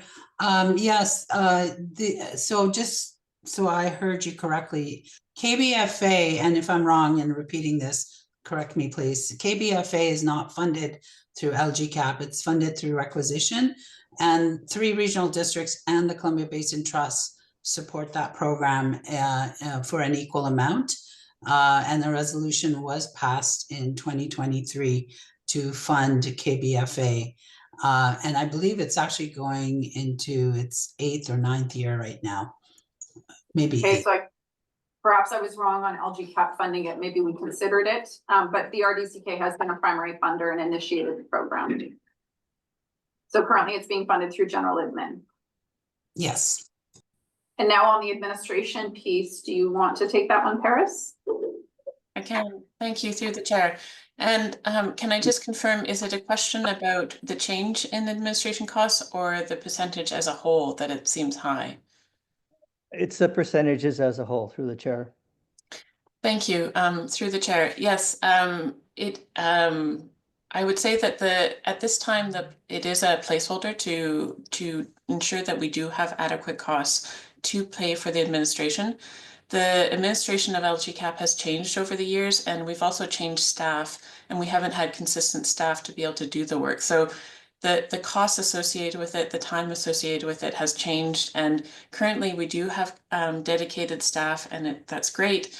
And so we anticipate that we'll see some cost efficiencies there. Previously we haven't, and the costs have gone up, so they've fluctuated. So really at this time, we're just trying to ensure that we do have adequate funding to cover the cost of administration. It's quite likely that we'll have some efficiencies, and then we'll have remaining funds at the end of the 3 years. But at this time, we can't guarantee that. I think when this fund, when we were discussing it previously, we wanted to ensure that any management of it was not coming from taxation. Can I have supplemental? Yes, please go ahead. Yeah, through the chair. So the metrics, is there any way to apply some sort of metrics around, I guess the words that are concerning to me is advance or tying together. Somehow, you know, by 2027, how will we know that these have been advanced, or, you know, these other things have been tied together? Is there somehow, Paris, to throw some metrics at it? Thank you, through the chair. Yes, great question. We do have a process and called the State of Climate Action Report that provides an annual reporting on the work that is done regarding climate action at the RDCK. And this year, we're doing a 4-year comprehensive cumulative report for from 2021 to 2022 to 23, 24. We're anticipating bringing it to the board in June. And there it shows not only 2024's metrics, but also the arc of the last 4 years. And so we anticipate we'll have the same in 2027 to be able to show the effect and the progress or change of actions in these areas. So would you be able to send Director Figa the current link to the SOCA reporting to see how it's a dashboard? It kind of shows what's occurred over the last few years. So that is part of the metric capturing, and it might help illustrate what Paris is referring to. Did that answer your questions for now, Director Figa, or do you have more? No, that's fine. Thank you. Okay. Perhaps send that SOCA report to just circulate it so everybody can familiarize themselves with that. Jackman. Thank you. 2 sets of concerns. So I'm going to raise the one around kind of the process here. And then maybe later, if we get something that I think is workable to begin to vote on, I'll introduce the other one. So again, this scribble doesn't exist for now. Okay. So that's the issue I see. What am I voting on? The recommendation recommends, based on the framework proposed in the report, I state there, the section of the report, 4.0, talks about proposed spending framework with attachment, reference to attachment 2. There are other sections, 4.1, financial considerations for the proposed solution, where framework is up at the top, and there's 7.0 that again shows a table that table has a 60-20-10-10 breakdown. So the first question is, everybody crystal clear that we're gonna be voting on that 60-20-10-10 table? If so, it is not in the section of the report that is labeled proposed framework or framework proposed. So again, it'd be very nice if that table was here for us to work around. Because once I see that table and I see the 60, I got lots of ideas in terms of what's advanced over this time frame. I have specific immediate ideas and others have more to advance something today, getting tomorrow, and not wait 2 years to formulate ideas. So I'm struggling with, again, a reference, and I've had a chance to chat with Dan about this, to a framework proposed. But if you look at the only piece of the report that talks about a proposed framework, I don't think that's what we're gonna vote on. That's nebulous. It's got all kinds of ideas. So if we are starting with this table, proposed 60% C/SLAC to advance ideas for climate action, 152 grand. Proposed 20% of the departments, proposed 10, emerging issues, proposed 10 admin. If that's what is presumed by the recommendation would be approved, and then those percentages go back to some other framework to start thinking about this negotiate, then I'd like to just say that's where we're starting for clarity. Because if we're starting there, I have something for the 20% today. And I think my colleagues have something to be very specific on the 60% today. So what does it mean to say that the recommendation is based on the framework proposed? Because the framework proposed is nebulous. Thank you. Paris, do you want to answer that one? I think I'll do my best through the chair. I think it's both and so it's not only the percentage of funding and how it's allocated, but also the criteria by which we are evaluating projects. And so, yes, I can appreciate that it's a gap in the proposed solution to not have the percentages, the proposed allocation of the percentages, and we can include that. And it's also the criteria of how projects are evaluated, which is included in that proposed solution. That answers your question.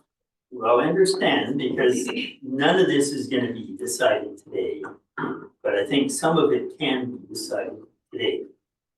And so I think the recommendation should include, so, you know, brought to the April board meeting specifically under the outline of the proposed spending framework in section, pick one, 7.0, maybe that's the clearest place. And further, with these specific projects to be approved by the board immediately. And those to be approved by the board immediately, we will find as we go around the table, we'll fall either into the 60 to 20%. But I think we need to be moving a recommendation around the specific. Of 7.0? Well, yeah, Okay. that's probably the best place to find a simple framework. It captures the framework. It gives us something to work with, because it's got numbers. Thank you. So is that too cumbersome to propose as an amendment? Well, we don't have a motion on the floor right now, but I think that. So, yeah, and we can come back, yeah. That's what I need. So I'm anxious to hear if everyone else has crystal clear how we're gonna vote on something here, but we need that as an anchor point. I think that that's what that does. It does provide the anchor point of what framework are we working with, and I appreciate that, because that's how I read this report, is that's essentially what we're talking about, is that 7.0 outline. Yeah, the recommendation is not use Yes, compatible. good point. Getting a theme out of today. Good one. Okay, can you add page to the list? So I'm gonna go ahead, page has been added. We've got Weatherhead, Vandenberg, and Page. I'm gonna speak to the conversation I raised yesterday, and Weatherhead's after me, who also supported the same motion. We kind of moved it together. But what I wanted to speak to was when you're looking at that summary, that framework, 60% to advance climate action via community sustainability, including climate action emergency management, 20% other departments, 10% emerging issues, 10% admin. That's essentially what the 254,000 that we are looking at allocating represents. In looking at that, and conversations over budget, conversations over how large we are, our work plan, and specific conversations around planning that in Area D, I've been very, very much, thank you to planning staff for being so patient with me, but I've been adamant about we need to address. As director for Area D, I've been very much concerned over the breadth at which we keep doing new without addressing current workload. So with that, what we had discussed yesterday, not looking at numbers, but just overall, and this is where I'm going to get into the numbers, is I would like to see that 60% to advance ideas for climate action being for emergency management under EDMA. We know there's going to be a lot required there under mitigation, and that instead of adding a bunch of new work, that we deal with the planning work that is outdated, that is actually core mandated work we need to do. There is a criteria under LGCAP that addresses land use planning in terms of climate change and being aware of future planning. So that is where I would propose that we use and reference the motion that we have under rural affairs. And that's where I was going with that. That's all I'll say for now. And then you can put Newell on the list. And I'll go to Weatherhead, who was also a part of that. The motion itself, but then the whole rural affairs committee discussed it. I'm not making a motion, I'm just letting you know where I was at with the numbers, because we didn't talk numbers yesterday. Go ahead, Weatherhead. Yes, thank you. Through the chair, I concur with what the chair has spoken of. That is along the lines of what I wanted to speak of as well. So I'm not going to belabor that. And, you know, and just when I was reading the report, it kind of actually sort of cemented that a little bit more in my mind when it talks about, you know, ranking matrix. And I don't see the matrix, but the equity across the region, whereas that equity really does sit within EDMA, emergency management, and land use planning for all of us rural directors, I believe. So, and some more so than others. So I'll just leave that there. Thank you. Thank you. Vandenberg.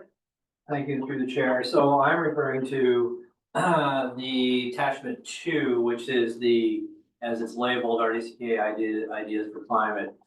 My questions are around, there's 31 activities that are either started in use and being contemplated. My question specifically is around the headings of next steps and timing.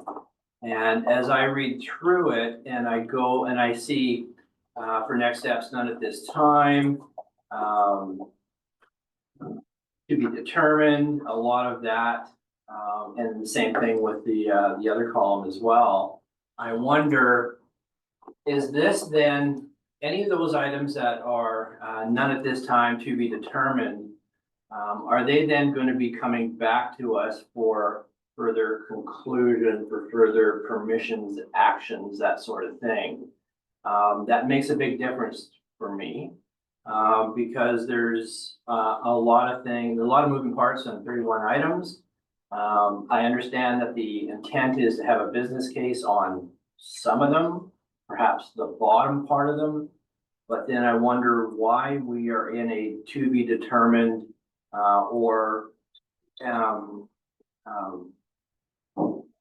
kind of a phase. And so this is the opportunity then to look at that and readdress them before they move on, if they're now classified as to be determined or needing more action. This is the time to talk about whether or not they ought to stay in that priority. So just clarity around that piece would be advantageous. Thank you, Paris. Go ahead. Thank you, through the chair. I'll just go through a few of the examples. So there's the color coding. Green indicates that actions are underway. Either they've been approved by the board or they've been approved via work plans, or in the case that was brought up earlier around the Kootenay Boundary Farm Advisors, it's work that was identified as a priority by the engagement or by the board. And then after staffing investigation has determined to be fitting into something that we're already doing. So green means that it's underway. And I'll just go to the example of a planning example. Right, number 16, land use planning, and so it says the action is consider a regional approach to land use planning and support municipalities and neighboring areas in planning for growth together. And so folks that are in RAC know that this is an ongoing conversation about how to consider or consider at all the regional growth focus. And so that is underway. It's in the work plan. And this is since the ideas for climate action were first brought to the board in April of last year. This has progressed significantly. And so the work is underway, but the outcome is still to be determined. And so we don't know what the steps are. It's something that's in question. And so that's why it's to be determined. And yet it's also underway, hence the green. The example just above that, and so yellow is that it is there's support for it and there's work to be done, but it does need more significant action, so it's not at a level of being approved. And if I just go to the example above that, number 15, so an action that was identified particularly by residents as high priority is support the region in conserving water. The WGI has a large focus, and part of its strategy is to support water conservation, but we don't have a specific action at this time on drought management. And so to do that work and particularly to consider it at a regional scale needs significant investigation by staff. And particularly in the criteria of ideas for climate action needs a business case for what that would look like in terms of public engagement. And so that's the work that needs to be done there. And again, the next steps around that are to be determined. And then the red actions, or the actions that are identified by red, are ones that are still identified as a priority, but don't have any clear action at this time. So it's not that they haven't been, that they're off the list necessarily, because that's not for us as staff to determine, but it's just that we haven't had a chance to really figure out what the frame is around that. And one example is number 18. So explore mobile chip program options. This was identified unanimously in all the engagement and all the climate action engagement as something that was a priority. And yet at this time, we haven't had any chance to actually investigate it. So no action to date. We haven't done anything with it. And the status is that we need to research it to determine how to proceed with it. And I'll just Can I clarify something on process based on Dr. Vandenberg's question? In terms of what's in front of us today, we are not actually debating the actions. They're all in different phases, as Paris just outlined. What the motion is where are we allocating funding? And then any project that moves forward, depending on where we've allocated that funding, comes back to us with either a business case or the emergency management. What does that look like? They all have their own processes, but it's to allocate the funding, not go through that project list. That project list was determined through the climate action project. I don't know if that helps particularly. It does. And thank you. If I may supplemental, The reason I'm bringing this up is that this illustrates a work plan. So a lot of these things that are on there are the result of what we heard, or the result of, but we've never had any discussion around them. And I do agree that the board is not the right place to talk about the specifics on a lot of these, and how they're labeled raises questions. There's an opportunity to further discuss a lot of these in terms of the work plan and in terms of where we would want to go. Yes, I can see the colors. And I don't necessarily agree with all the colors, how they are. So my point is that based on our struggle with work plans and where we're really going with this, don't know where the appropriate venue or committee is to discuss this, but we need to do that.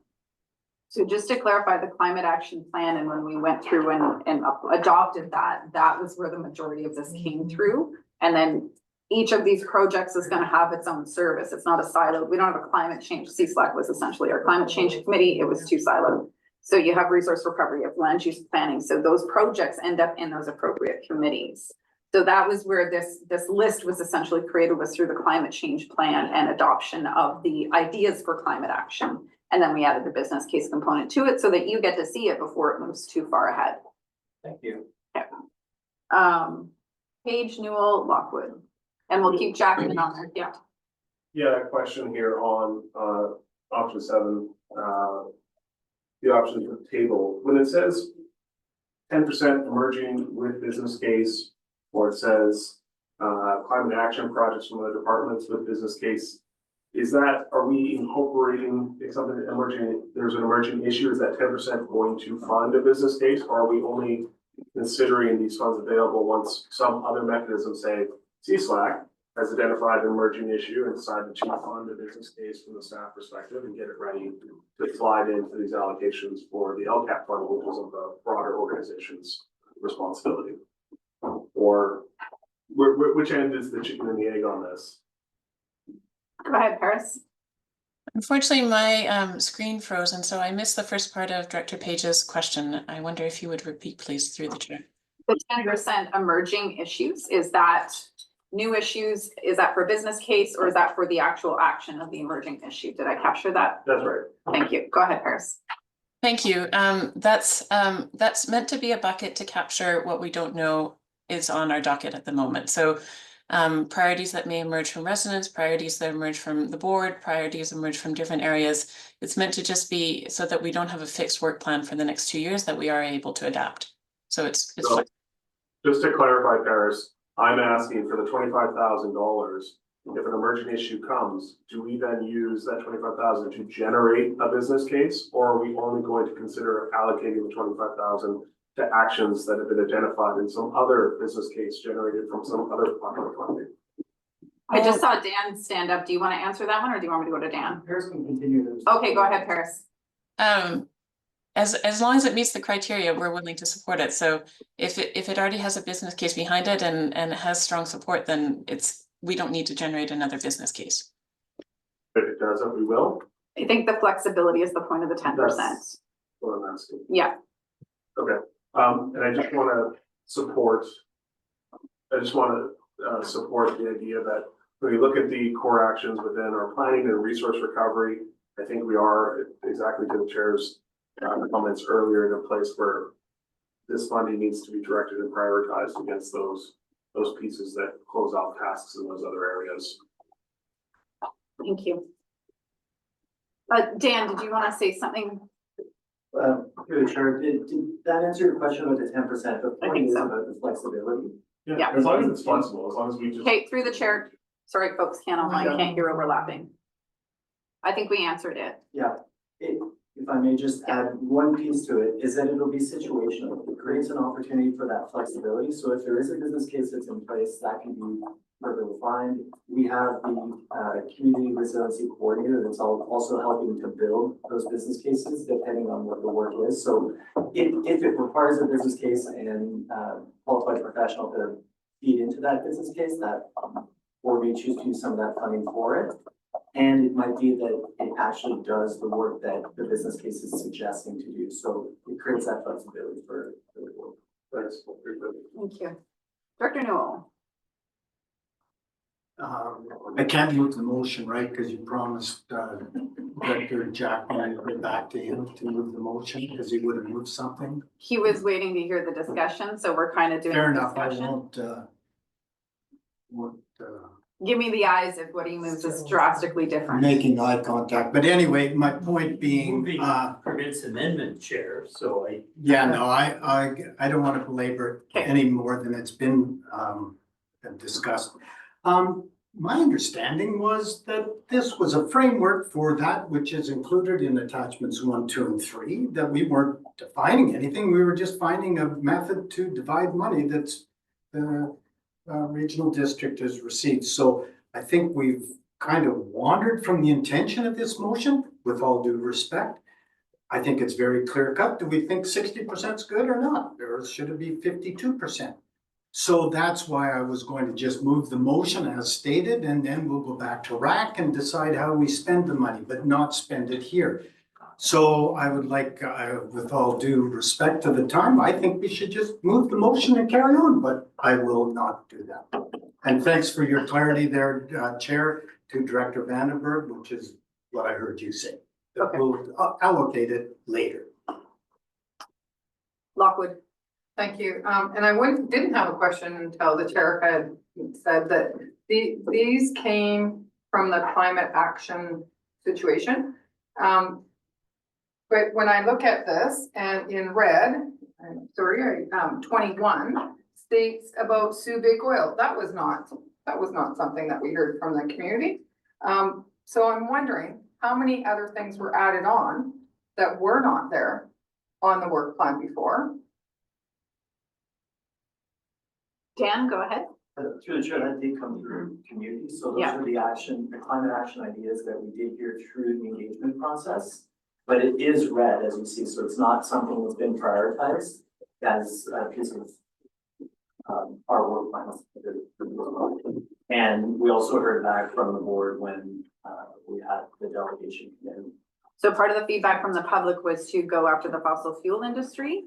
And that did not get significant consensus. Consensus is the wrong word, but general engagement was smaller. And then we also then had the request from Director Davidoff to actually sue Big Oil, which also was declined. Go ahead, Dan. And Paris may have something. Thank you, through the chair. You both captured it. Thank you. Then why do we still have LGCAP to investigate and community resilient coordinator when it says it was defeated? Why is there any investigation still on it? Is my, like, if it's already been defeated, I'm just using this one because it's all the way through. I think it's just a tracking note to keep clear because we've been asked to provide everything that was considered and what came forward. So it's a tracking piece, and the color and the note about it being defeated is part of that transparency over what occurred with this. So we're not going to continue to investigate it. Well, staff have not been directed to do that. It does not preclude a director from bringing something forward. Okay. But it's not on staff's work plan in terms of an actual action based on public feedback was not the highest on this item. And then we also defeated that motion, which was, it doesn't mean that someone's not going to come forward with something different in the future. This is based on the engagement, and the Sue Big Oil was after that.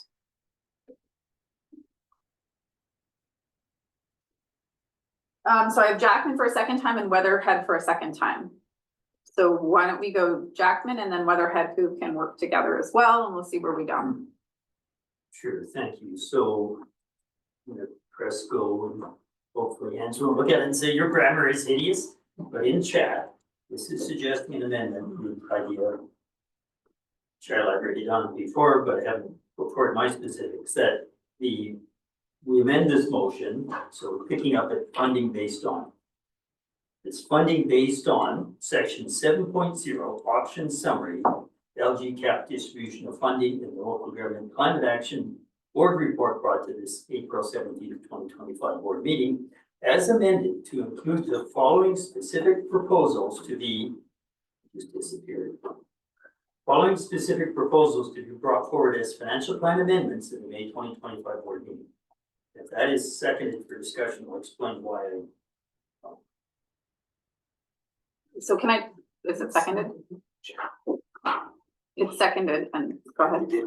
Just a little bit. Yeah. I think we don't need to go to matrix for some ideas. I want to debate right now an idea to help building inspection, bring forward or streamline new housing, market housing as a follow through the impact on the availability of non-market. I want to make a proposal today to help building inspection as 103 do something. I want to see the financial plan amendment in May, so that our new supervisor Rick Stout can get on with things in terms of training, understanding climate impact on code, whatever he has to do to streamline that, to get better housing energy efficiency and to get more streamlined progress today. So I want this amendment to set the stage where we go around the table, we might say, yeah, let's take this amount of money and allocate it next month through financial plan amendment to the department and the task that we think is meaningful. And by May, that department will have thought through how they would specifically use that money. If we have ideas to put forward today, let's do it instead of going through this sort of matrix of maybe this percentage, this and that. Let's start now. That's what I want to say. Okay. Excuse me, Chair. I actually didn't hear the motion, and when I put my hand up, it was because I didn't hear. So the actual motion that was made there, The I, motion's in chat right now. Can you We read it in can't chat? access it. Yeah, I can read it. Can you email it? Sorry, it's because it went to me, I believe. No, it's there, but if you, It's we there. weren't in there, Yep. we can't get past That's chats. the problem. Funding based on section 7.0 option summary, LG cap distribution of funding in the local government climate action program board report brought to the April 17th, 2025 board meeting as amended to include the following specific proposals to be brought forward as a financial plan amendment at the May 2025 board meeting is the motion. And then what I'm understanding is you now want us to move that motion and to discuss the proposals we want within that framework. Yes, and they have 3 or 4 bullet points added beyond that, which would be, Okay, just yes or no. yes. Thank you. Did you get it now, Director Weatherhead?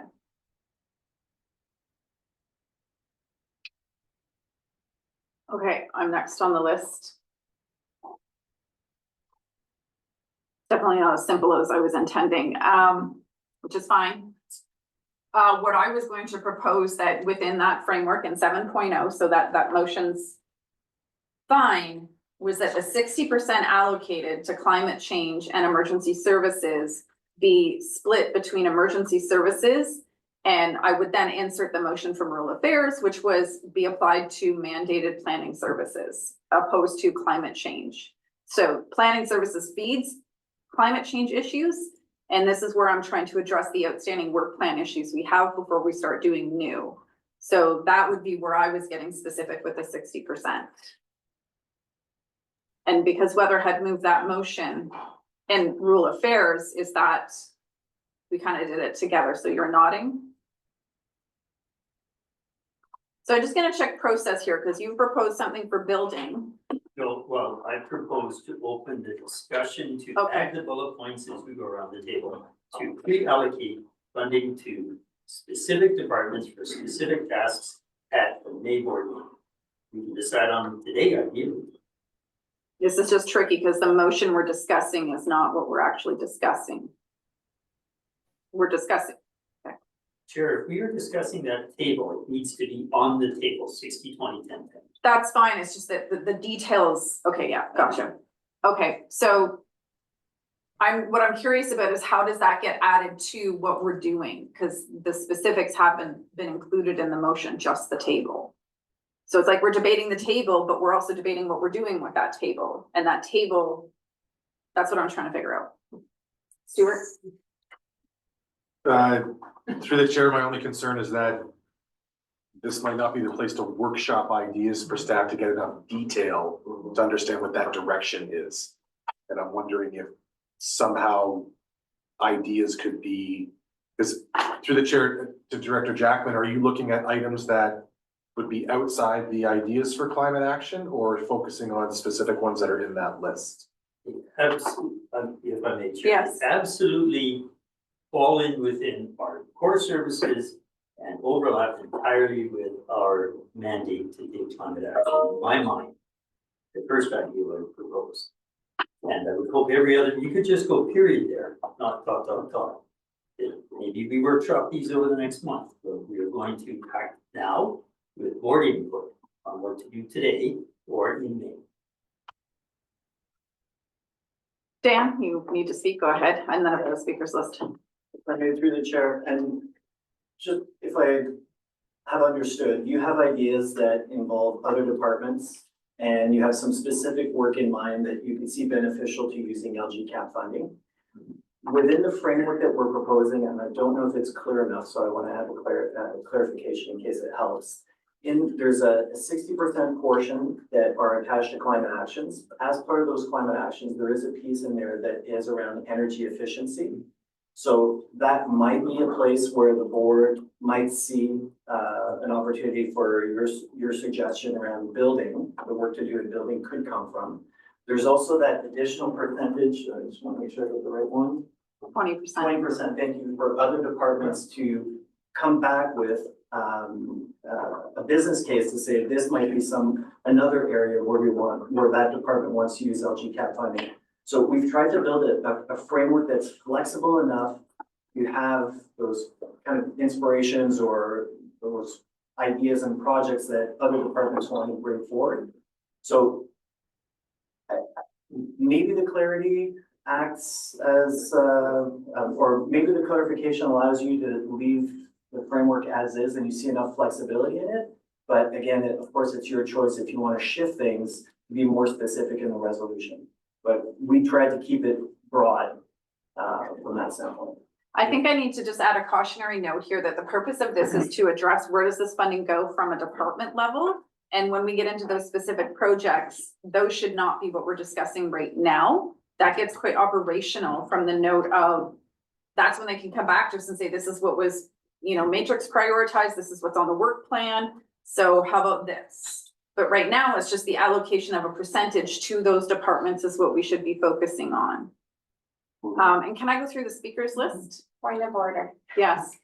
Through the chair, can Director Jackman please email the proposed motion? Oh, I'm sorry, I thought Ange might have done it. Okay. I'm not the best person to email. Thank you. Graham, go ahead.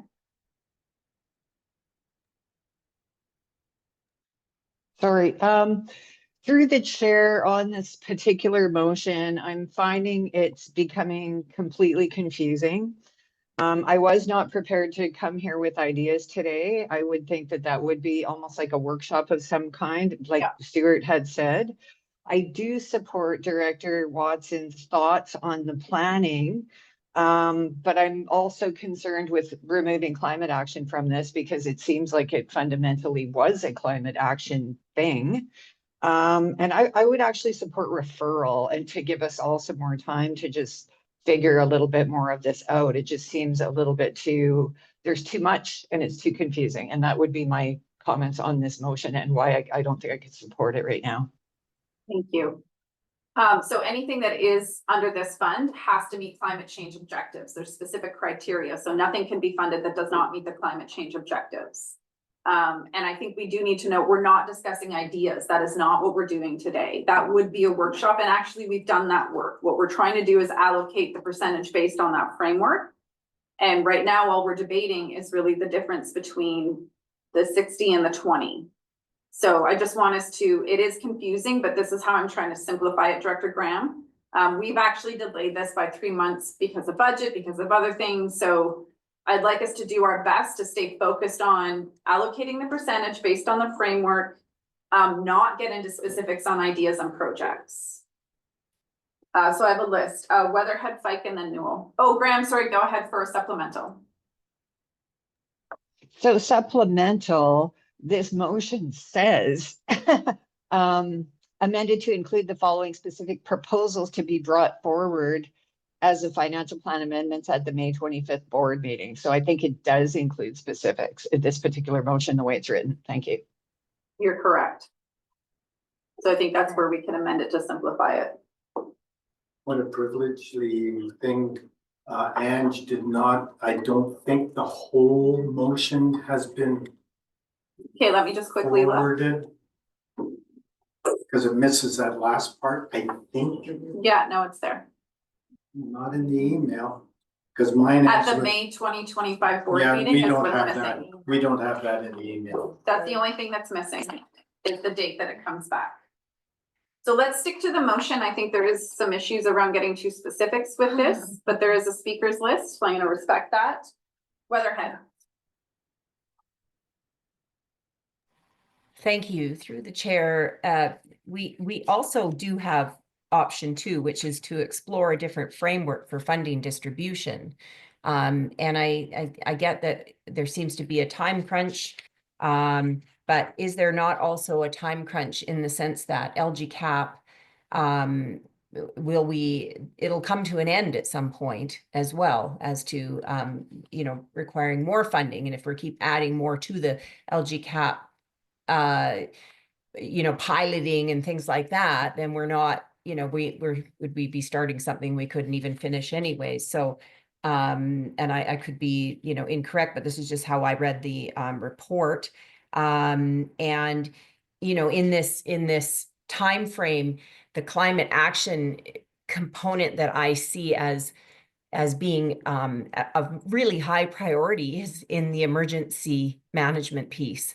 And so, yeah, I feel like it's covered very well in there. And so I don't, going all over the place. I think we have dire needs in our planning, to get everybody up to speed. In terms of on a level playing field in terms of planning. And so, which we are not at this point in time. So if there's a different framework for funding, if that makes more sense, I'll leave that there. So the funding we're discussing is a 3-year funding pot. So that is the timeline we currently have. We would not know if that continues after that. That would be post a couple of governments. Right. Is that correct? Can I get a thumbs up from staff on that? Yep. Thank you. Right. Spike. You're muted. Sorry, it didn't work. I won't be supporting this motion, the way it's stated.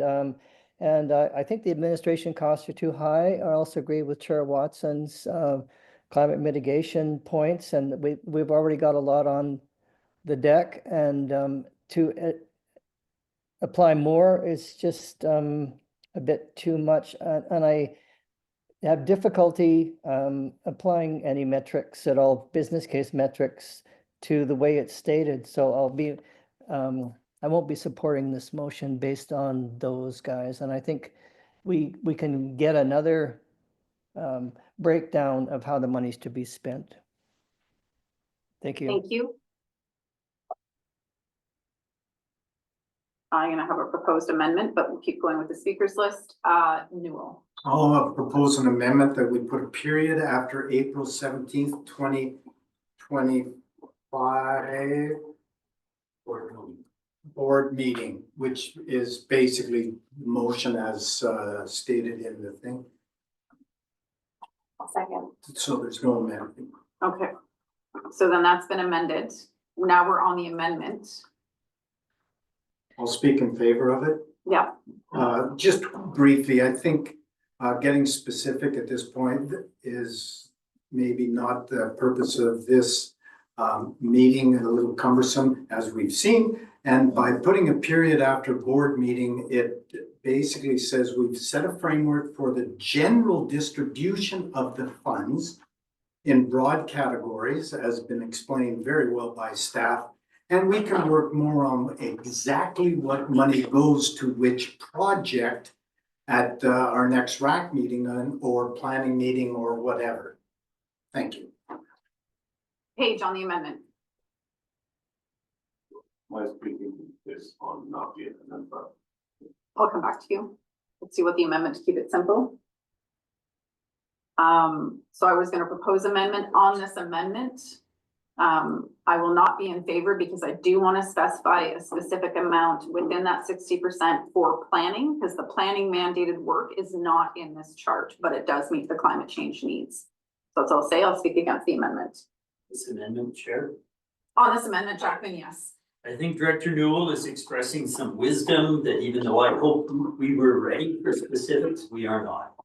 So I think Director Newell is being quite wise. And I almost have the exact same thing written as either withdraw or he's being wise. We're not ready for specifics, but perhaps we would have notice a motion to address these specifics at May board, because I don't want us to wait for a matrix to go through those stuff.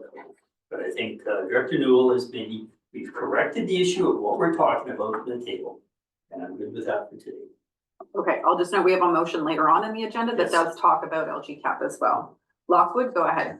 Thank you, and thank you to the last director with saying that, because I don't, 60% is not that much when you're only talking $254,000. So, and there's this great big huge work plan that's been put in front of us. Are we putting $10 into the work plan? I think that that's where it would be good for staff to be able to come back to us and say, this is how much it's gonna cost for this.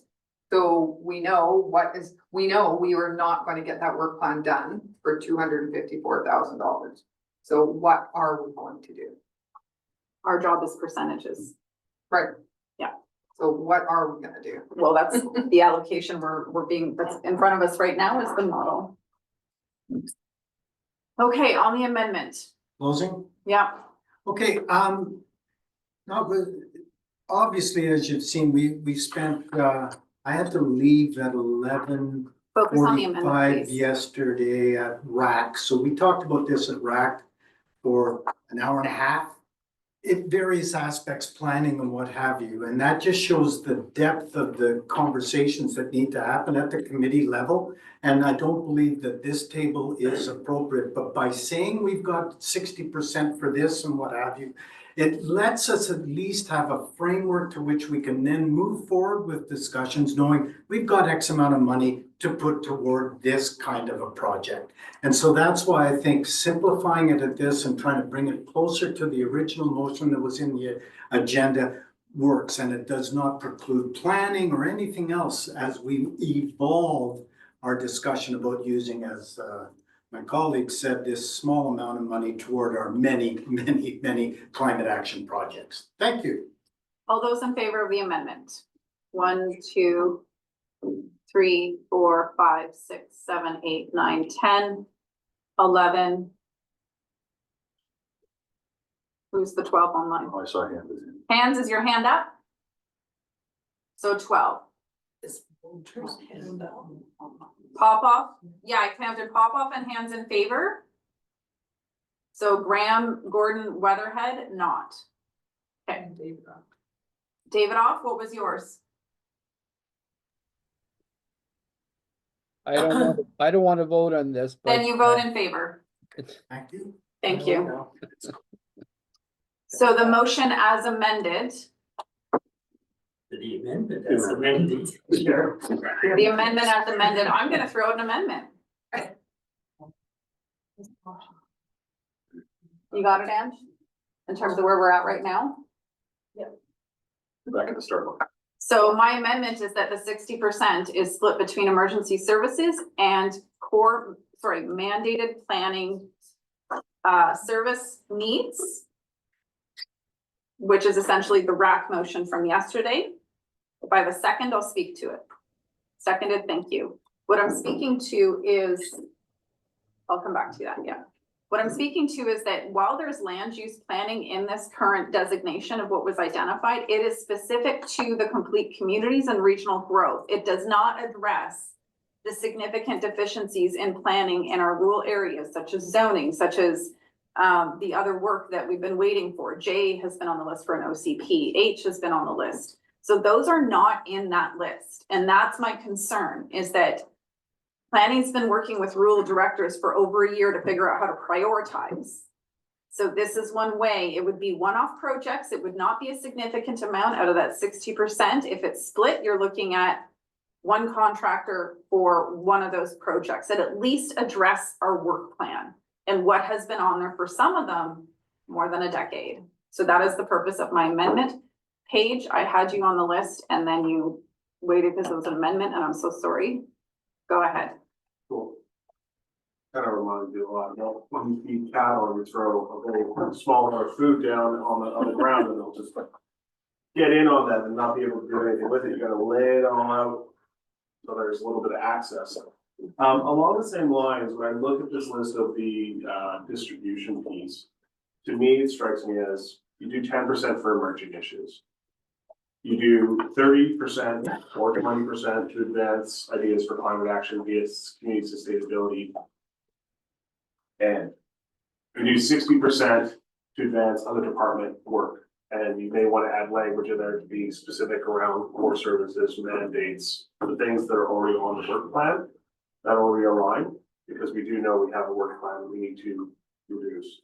And that leaves you another 10% for administration. Like there's a bit in this table that's attempting to define, and now we're trying to prioritize, but we're really saying that we have trust within our departments that they have existing work that they need to get done, and that we're making that 60% available to the departments to make those determinations. And we're reducing whether emerging or advancing new things, we're deprioritizing that new things part of it. So I think it's very similar to what you're saying. So I'm easy either way, But that's, I think it's been heard pretty loud and clear. Let's get that planning work done. Thank you. Cunningham on the amendment? Oh, Weatherhead, I'm sorry, you were first, and then Cunningham. Weatherhead on the amendment.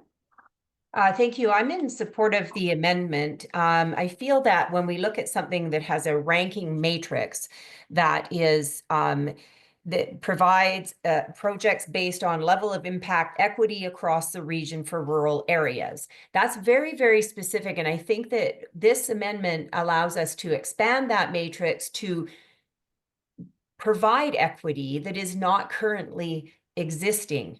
And LGCAP could be that addition of funding that could help us to provide that equity amongst our rural areas.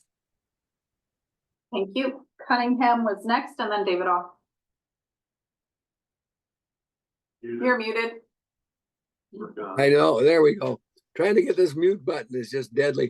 Thank you, Chair, and through the chair. The previous speaker was exactly right. It will give us, because it's a rural thing, because and we all know that the municipalities have their own LG funds. And it's important for us to bring up some of the rural areas that are basically 20 years behind because their projects have not been able to be done for 20 years because of lack of funding or lack of direction, all sorts of things, or growth. And this will try to bring all the rural members of the boards up to some kind of level so that when we want to change and we want to talk about things like climate action, we can all talk about climate action in my group, because I can't tell you how many times I've heard a director say, well, I don't have a community plan, so therefore I cannot participate in this. And some of these things that we need to participate in are mandated by the province, and we can't act in those rural areas because we don't have a plan like we're supposed to have. So it's to bring all those people who have sort of dropped by or haven't had a chance to catch up to line. And we don't have enough money to do it even with this, but it's certainly a start. Thank you. I'm in favor of the amendment.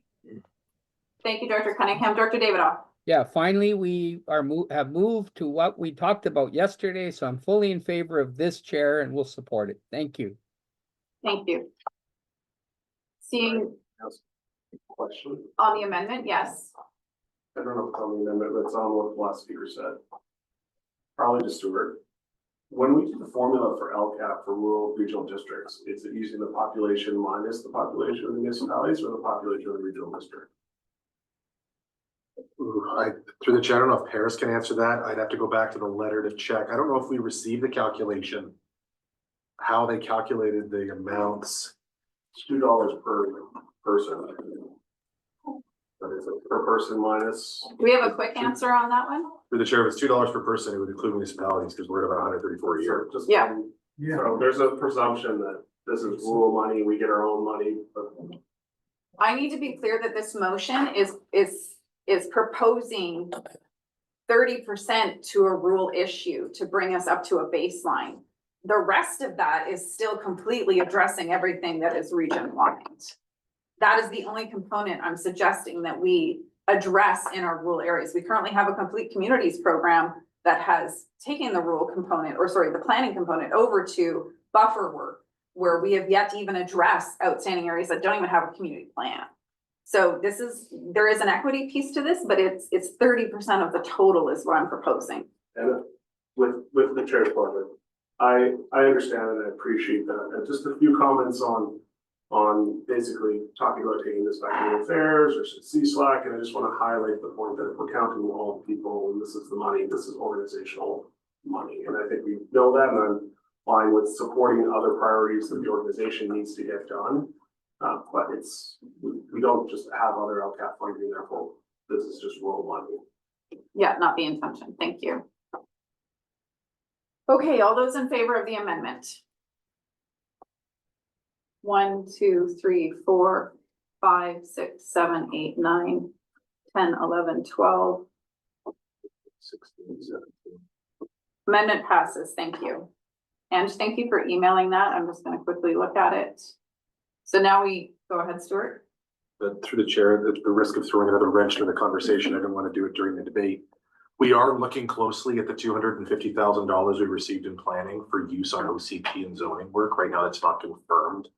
So I didn't want to throw that wrench into the conversation, but if that comes to fruition, that we can use that 250 for the OCP and zoning work based on the budgets to move forward, we may bring back a suggestion to see if you wanted to keep going with this planning and land use funds, or if you wanted to reallocate something, but we'll hold off until we get confirmation on that.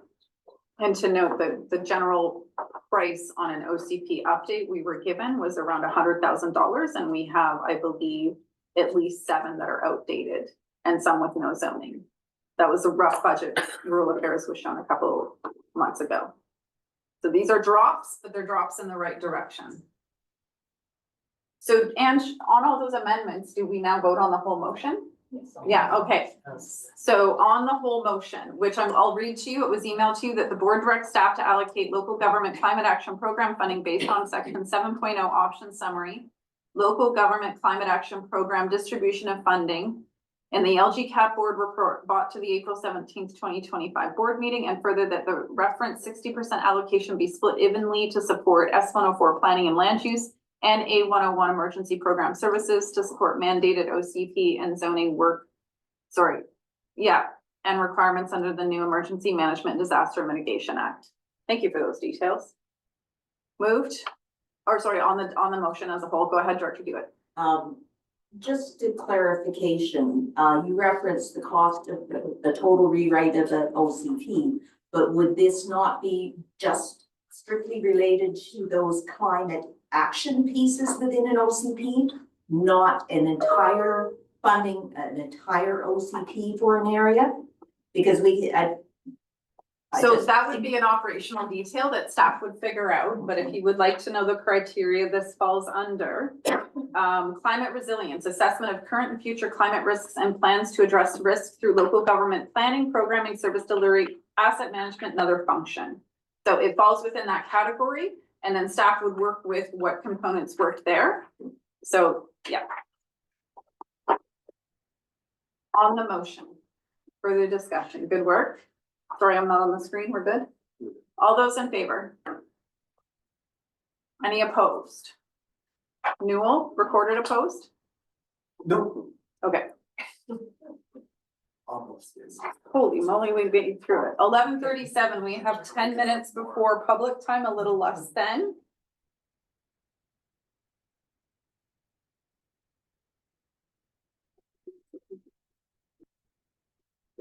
Can we do this one in 7 minutes, or should we go to public time?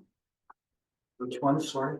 We are on 6.1.2, the Community Ambassador Program.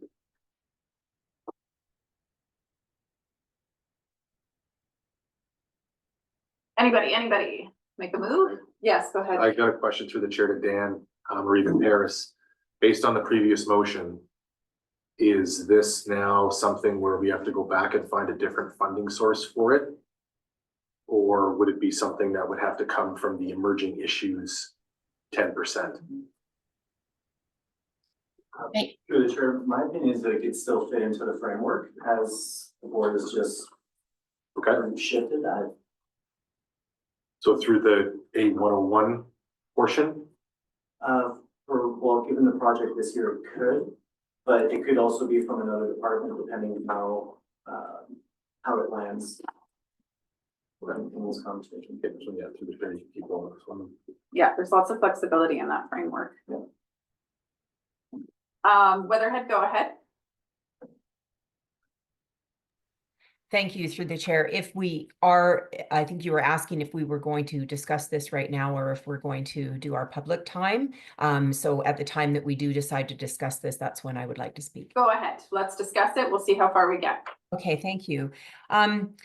I have gone over all of this community ambassador program proposal and its history, and I'm a little bit questioning why the outreach to Nakusp was not in Area K and it was only in the village of Nakusp.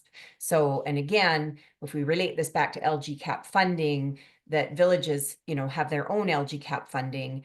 And so I'm really confused by that, because I'm also seeing that Wednesday, August 7th is named in the seniors hall in Nakusp. Again, this is nothing to do with Area K, and we are very, very different. And so, yeah, I guess for that, I would have troubles supporting this ambassador program proposal, just by looking at the history of it in terms of how it has not served Area K. Thank you. Who would like to take that one, Paris? Thank you, through the chair. A brief history is that we've done 2 iterations of the community ambassador program. The first was going to primarily as tabling at events, and we found that it that just targeted a certain population. And so the second iteration that last year was focusing on workshops in specific demographics: elders, youth, newcomers, and new homeowners. And you'll see that there's a summary of the outreach, and part of the proposal of the funding to integrate this into RDCK staffing is that, and part of the advantage of doing a second term of this is that as we develop new programs, then we're working with staff that have staff being the YCC staff that have some level of familiarity with the region. And so they're largely starting from scratch on that engagement, and they do work with me and our staff to understand what's possible and what's available, but they're also working with a relatively short time frame. So they did reach out to, they tried their best to find groups within Nakusp that would support, and Area K that would support of these groups. And at one point they were not able to reach a group that would support a workshop. And so they came back to me and said, would it be okay to host a session in Nakusp with the idea that Area K residents do come into Nakusp. So it's unfortunately, if Area K residents weren't able to attend that particular seniors event, then that was missed. And this would be an opportunity to do it again.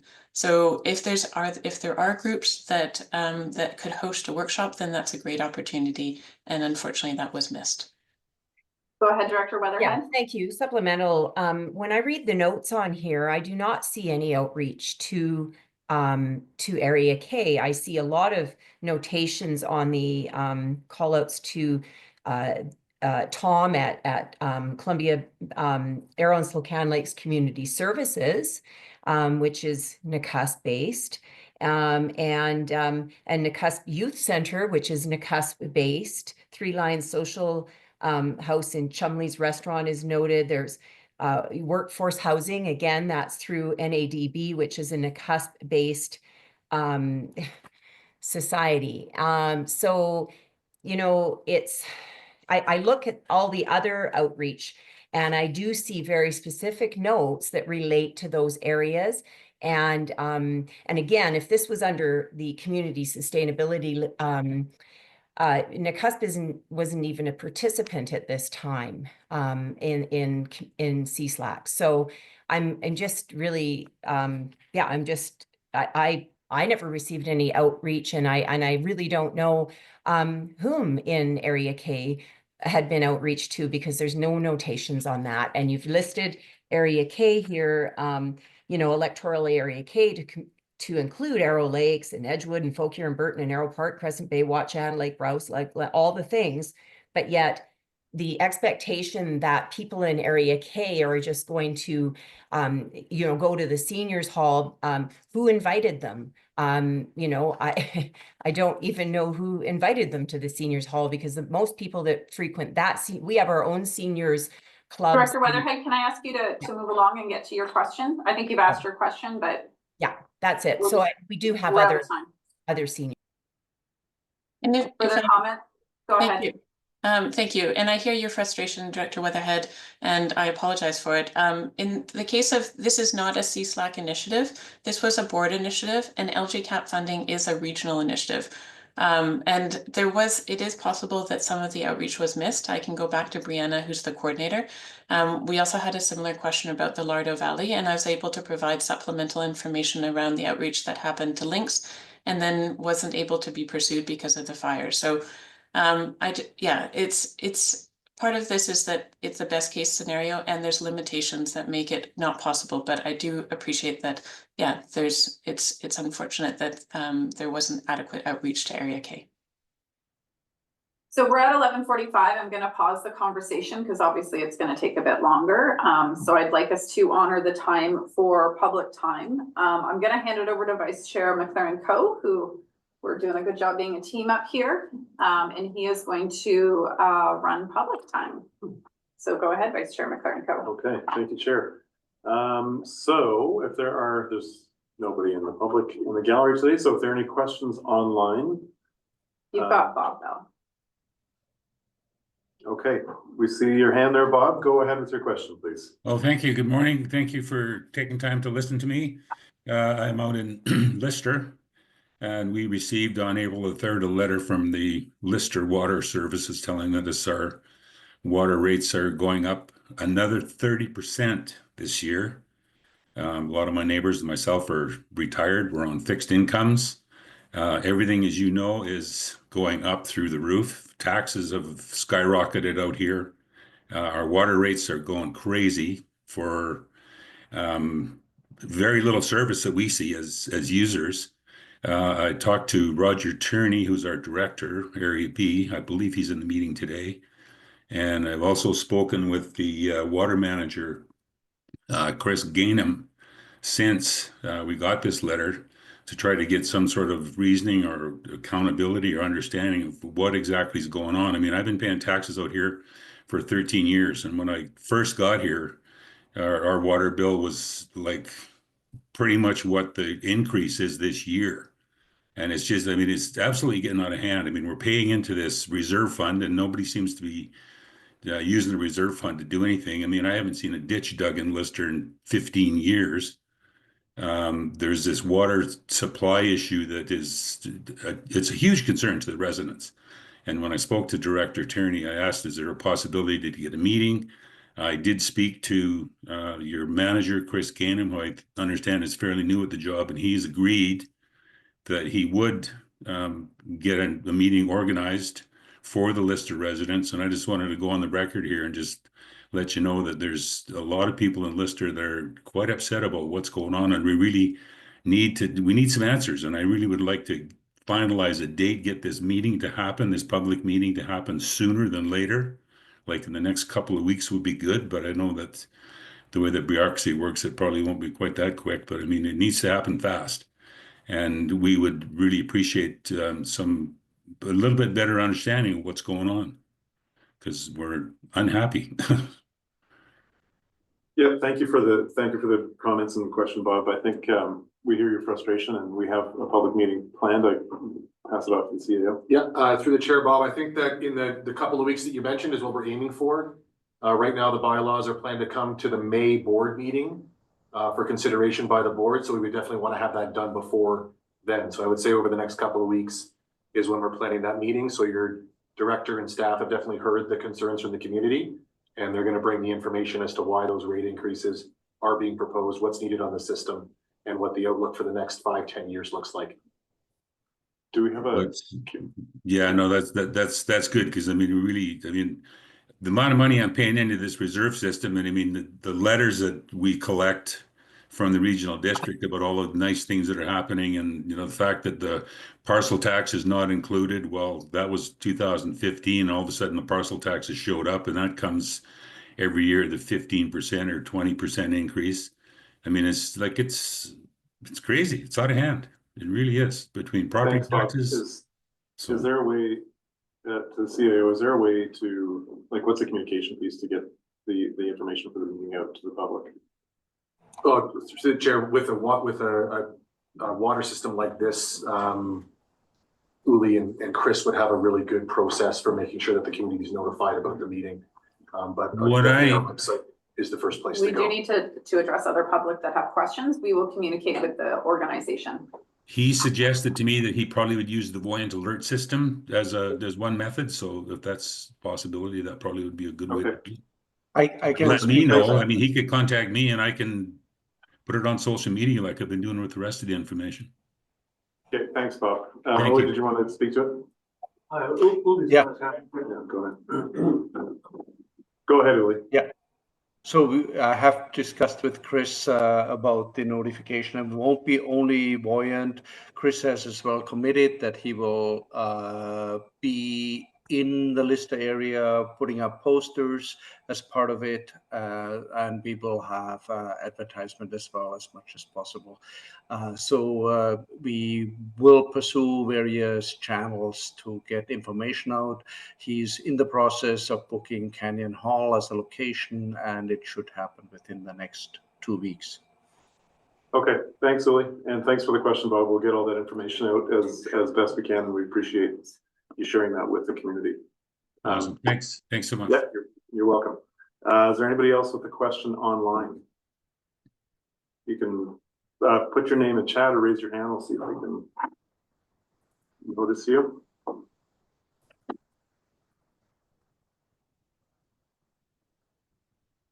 Rihanna, would you like to go ahead, unmute, and ask your question, please? Yeah, I guess this is Rihanna's husband, Dale, but I'm gonna echo Bob's concerns here, Lister resident since 2014. And thank you. You know, all I've seen is rate increases, consistent rate increases, and we haven't seen him dig a ditch, we haven't seen him replace a line. All this money's going into a slush fund. How about a little bit of transparency on you guys' behalf? Like, if you guys are gonna replace lines, let's get a timeline on this. Like, have you guys applied for provincial or federal funding on this? Because why are we footing the whole bill on this? Please. Billy, did you want to take that? Or? Yeah, absolutely. So first of all, there is projects that were completed last year out in your area, but we will in detail answer that in the public meeting, what we have money spent on, what we have collected, and what the future needs of the systems are. Much too long to answer this in a public question and answer period, but we will be in all detail answering this in the public meeting. Have you guys applied for any provincial or federal funding for this? Like, yes, thanks, yes. Go Through ahead. the chair, yes, we have. Unsuccessfully for distribution systems, we have applied 3 times without getting grants for distribution systems, and but again, we provide details in the public meeting. Okay, thanks for that, Uli. And Dale, hopefully you can make it to that meeting. I'll be there with bells on. Okay, we'll look forward to seeing you there. Any other questions online?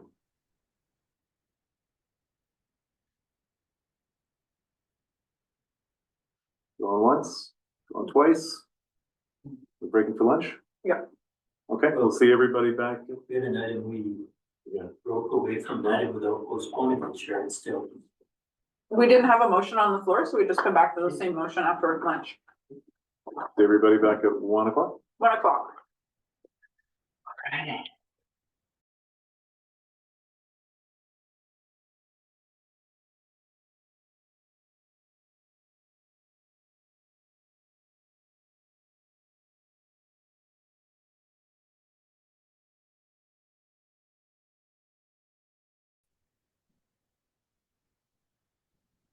All right. I'm gonna restart that speakers list. Yeah. Okay, back in session. I'm gonna go ahead and put the speakers list going that we had started on that last item. Oh, I just spelled your name wrong. Sorry there, Mac. Wait. Has the motion been moved? No, we Okay, would never just break if checking. there was a motion on the floor. So Just- 6.1.2, I had Vandenberg, McLaren Co. Paige, I just saw your hand. I'll put you on the list. Okay, I'll put you on, but Vandenberg, go ahead. All right, thank you, and through the chair, kind of hard to pick up on the momentum that was already created. Weatherhead, I did share some. So as Director Weatherhead has done, I had gone through all the information. Kudos to the report. A lot of good information on that report. Helps me understand the success of the program. I value the youth in our community. They did get out to 12 occasions, hard to do in a short period of time. And with the mishaps through the fire season, I'd like to point out as well. I mean, it's a 14.5 request. It's being shared by WildSite. And we have an action reserve. We have a reserve of 154,000. So I think we're healthy as far as this money would move from the reserve. I would say that the points that they covered in the report needs to continue. It was good information. I at first thought, do we really need to have this type of activity? And then as I went through that information, I thought it was pretty good, well done. And it looked like the youth had a lot of fun doing it. They didn't achieve a lot of the signups that I think that they had intended, but the information was there. I would say that I would point out that in the future, they ought to add to their table discussion around an invitation to RDCK website for additional information. You can sign up and for the RDCK newsletter because we've got the new website going. It does have a lot of those features built into it and encourage people to get signed up for other information. And when you look up, their focus was fire smart, emergency preparedness, water conservation. When you go onto the RDCK website, there's a lot of good information there that we should be pointing out to people. And so the focus of the group is around fire smart, emergency preparedness, and water conservation. And it also says other climate sustainability issues. I would narrow that scope and stick with what they did, which was a really good job, conversations around the three main points. And then they're reporting back to see how this upcoming season compares to last year. I would be really interested to see how that turns itself out. And so, yeah, I just wanted to make some comments on that. I looked at this very closely to ensure that there's the absolute value, and I think that that there is, but I'm certainly interested in hearing how successful they are in the second. Okay, thanks. I don't think I heard a question in there, just comments. Directors, just so you know, as we work together as a team, our goal is to be in camera by 1:30. We're aiming now for 2 o'clock. So I agree, it's kind of ironic, but that is our goal. So if we can be collectively mindful of that, I'd super appreciate that while doing our work. McLaren Co. Weatherhead, I put you back on the list. Weatherhead or McLaren Co. Go ahead. Thank you, Chair. I would just, with the discussion that's already been had around the table for particular strategic direction for the communications piece, and better outreach to, let's say, underserved parts of the region, I'm prepared to move the motion. Okay. Second, okay, motion's on the floor. We can keep going with the speakers list. Paige. I'm just saying, WildSite has done a great job delivering this program over the last year. I think WildSite will do an additional great job in the coming year. And I fully support the effort and getting kids involved. It's community builders. Okay, thank you. Weatherhead. Thank you. I just I reached out to Paris to apologize for my frustration. And I would just like to ask how the outreach does occur in terms of, just so that I can make sure that all of our seniors all through K, which are very active and they all are inclusive with one another very well. They also include NACUSP seniors, whereas it doesn't always work both ways on that. So I just wanted to ask staff how the outreach would actually funnel through, because if it's on the website, it just doesn't do much, I find, in my area. Go ahead, Paris. Thank you, through the chair. Well, perhaps you and I can just follow up after this if the motion passes, and you could provide a list of the groups and the contact information in your area. And perhaps I could send that invitation to all rural areas as well. If there's groups that you've seen that have been missed, please let me know, and we can also reach out to you directly, but we just don't want to overburden our directors as well. So, but particularly to you, Director Weatherhead, I'll follow up with an email. Thank you. I'd be more than happy to hear from you. Thank you. Thank you. Thank you. I did share some of the same concerns as Director Weatherhead when I looked at the report, but thank you, Paris. I saw your response over lunch. I can't believe I forgot there was fires last summer, and that directly impacted the ability to have sessions in Area D. So thank you for reminding me of that. And yes, it would be good to look at some collaborative opportunities that sometimes is only in the director's head around who is doing what, when, and where. So thank you. Please reach out to us. Further discussion on the motion? All those in favor? Opposed? Carried. Okay, Burton Water Main. Over to you, is Director Weatherhead. Yeah, thank you.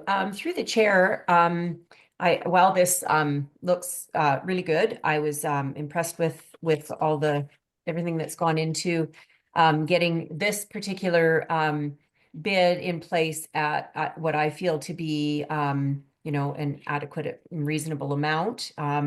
I'm in favor of this motion, and I just wanted to ask the staff if, as we have now got the Burton CAC together, their advisory committee, I'd like to make sure that just prior to commencing these works that we have that CAC meeting in place. I have actually 2 communities now that are going to be submitting petitions in response to the water rate increases.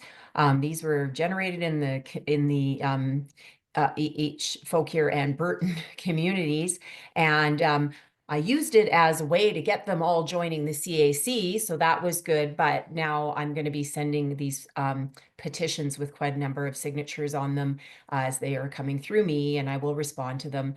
But there's a lot of Can we focus? Sorry, Director Weatherhead, I just need to track your question. Will the CAC meet before this commences? Yeah, that's it. Sorry. Okay. Thank you. That's okay. Didn't want to lose track of your question. I do have Alex in the room. Is that what you were here for, Alex? Yes, but I heard of Uli. Okay, Uli, go ahead. I just saw you were in the room. I want to acknowledge you, Alex. Go ahead, Uli.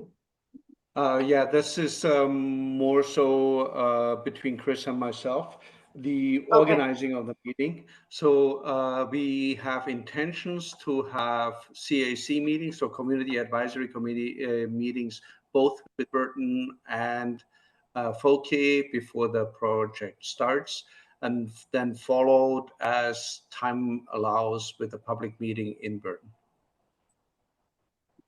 And do you want to move the motion, Director Weatherhead? Okay. Yes, thank you. Okay, great. We have a second. Thank you, Lockwood. Further discussion, Weatherhead, that answered your question for now? Yes. Okay. Any other discussion? All those in favor? Opposed? Carried. Thank you. Kootenay Landfill and West Transfer Stations, Director Popoff, I think you're the chair for this committee. Whoever would like to move these, go ahead. Thank you, Chair. I will move the first recommendation that the board. If you want to move them as a block, you can. I didn't hear you. What'd you say? I'm sorry. I said if you wanted to move them as a block, you can. Your call. I'll move the first 2 as a block. Okay. Do we have a second? Do you want me to? Thank you, Hannah Graf. Discussion. Looking online.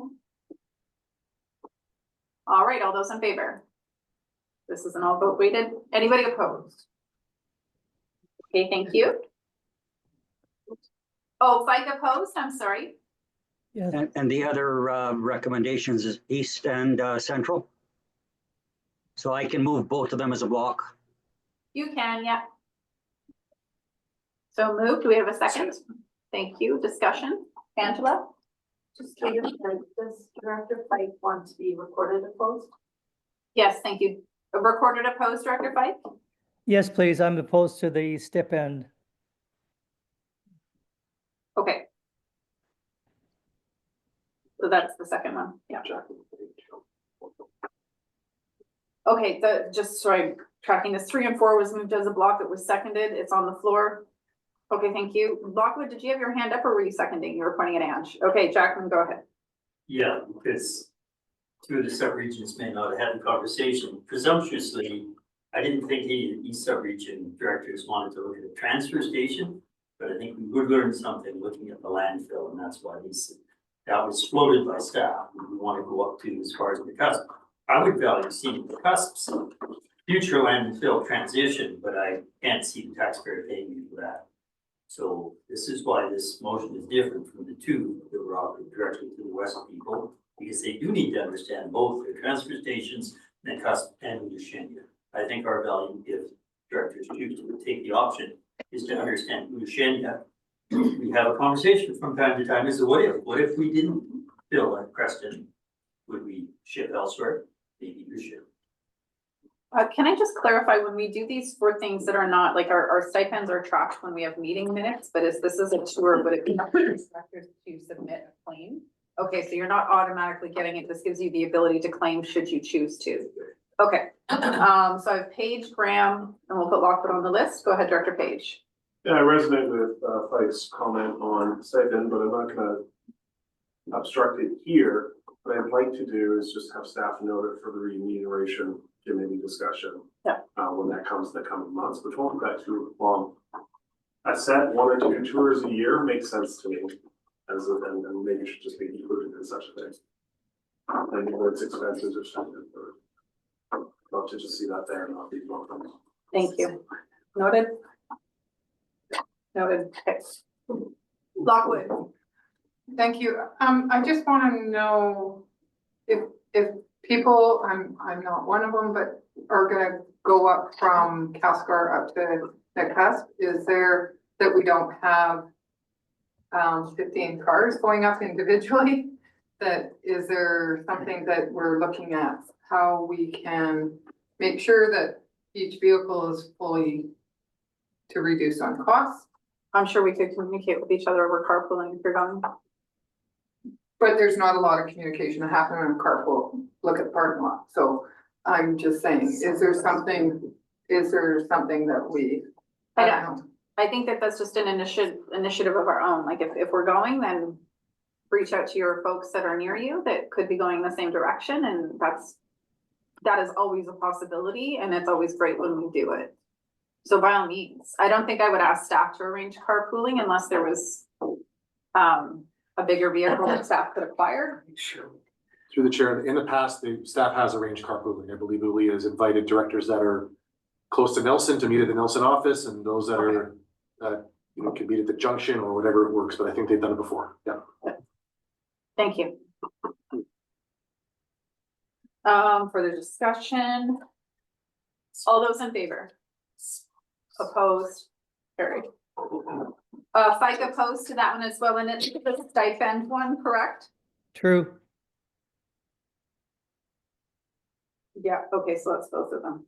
Sorry, I was just reading that. Yes, thank you. Okay.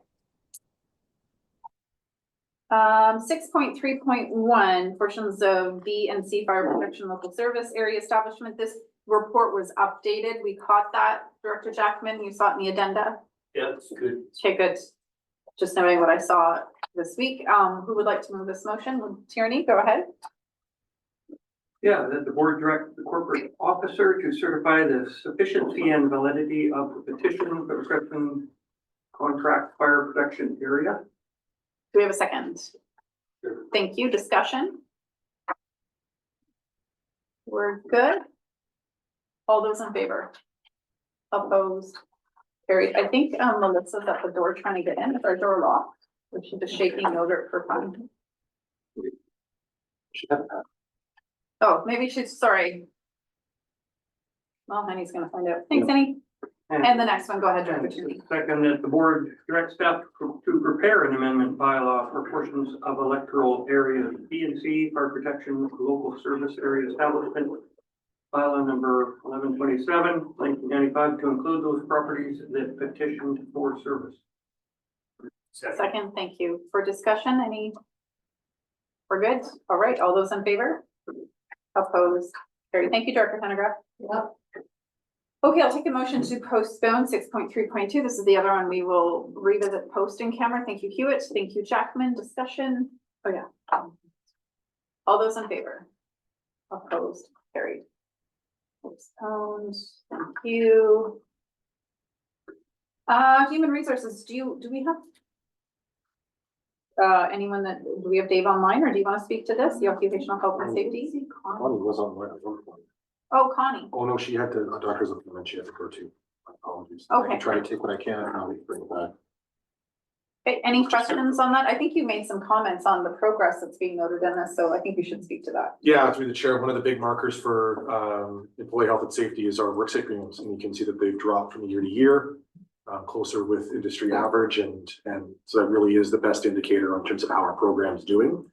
If anybody has any questions, I will do my best. If not, we may have to bring back some answers in May. Okay, any questions? Hewitt, go ahead. Through the chair, I guess my question, just a general question, is about radon. I know that the village did the radon challenge. Was something similar to that offered in other communities? So there were 100 homeowners that could get a radon test kit and keep it in their homes or whatever, 90 days or whatever it was.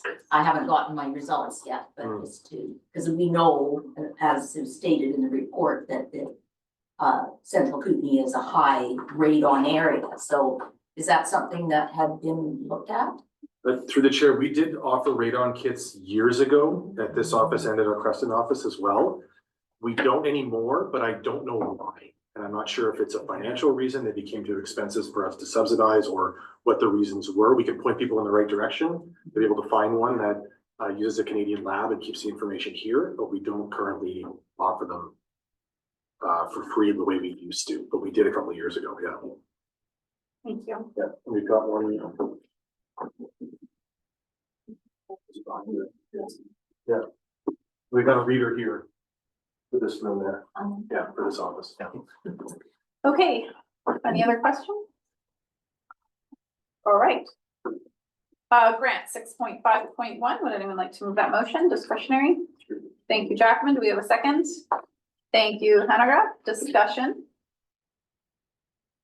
All those in favor? Opposed?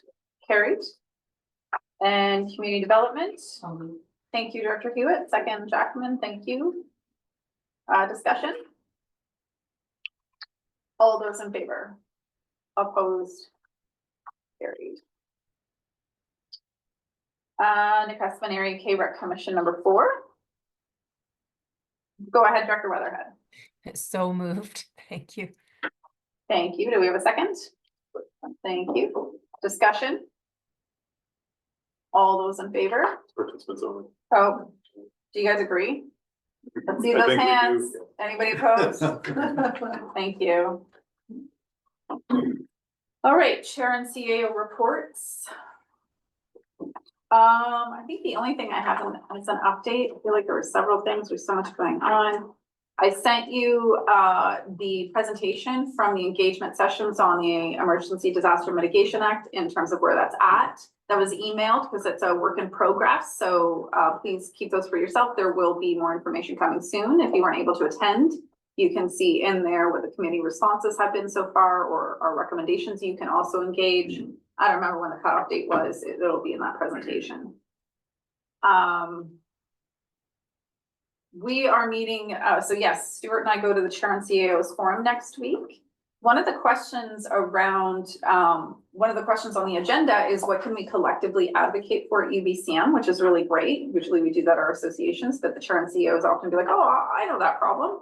So I have a short list, and without getting too much into details, I'll just ask if this, like, if you don't agree with these, or if you have another one to add, let me know. So the first one was 911 levies.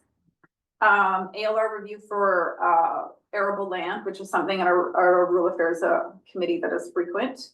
Tax credits for emergency support services similar to search and rescue and fire. Those are the 3 I noted. I feel like there was another one, executive. Did I forget one? I've been trying to collect them over the year.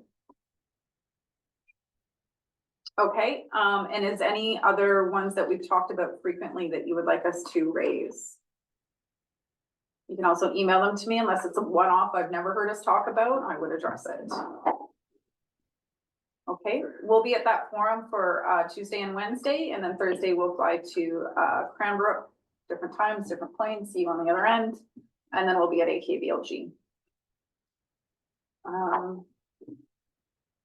I'll leave it for now. There'll be some avalanche funding issues that I'll bring forward. I'm kind of trying to figure out federal versus provincial at this time, so that'll be an item I bring back. I think that's it for me. Any questions for me? All right, over to you, CAO. Sure, my open report consists of letting the board know that 2 days ago, our very own Nora Hannon, who is not online, unfortunately, was a recipient of the Lynn Orstad Award for Women in Wildfire Resiliency. And Lynn Orstad was a pioneer in wildfire mitigation. She retired eventually as the president of Fire Safety Canada, and they named this award after her. Dan Sagan nominated her. I had the honor of writing a letter of support for the award. There was 26 nominees and 5 recipients. And Dan had the opportunity to present that to her at the wildfire conference this past Tuesday. I saw some pictures from the event and it was very, very well attended.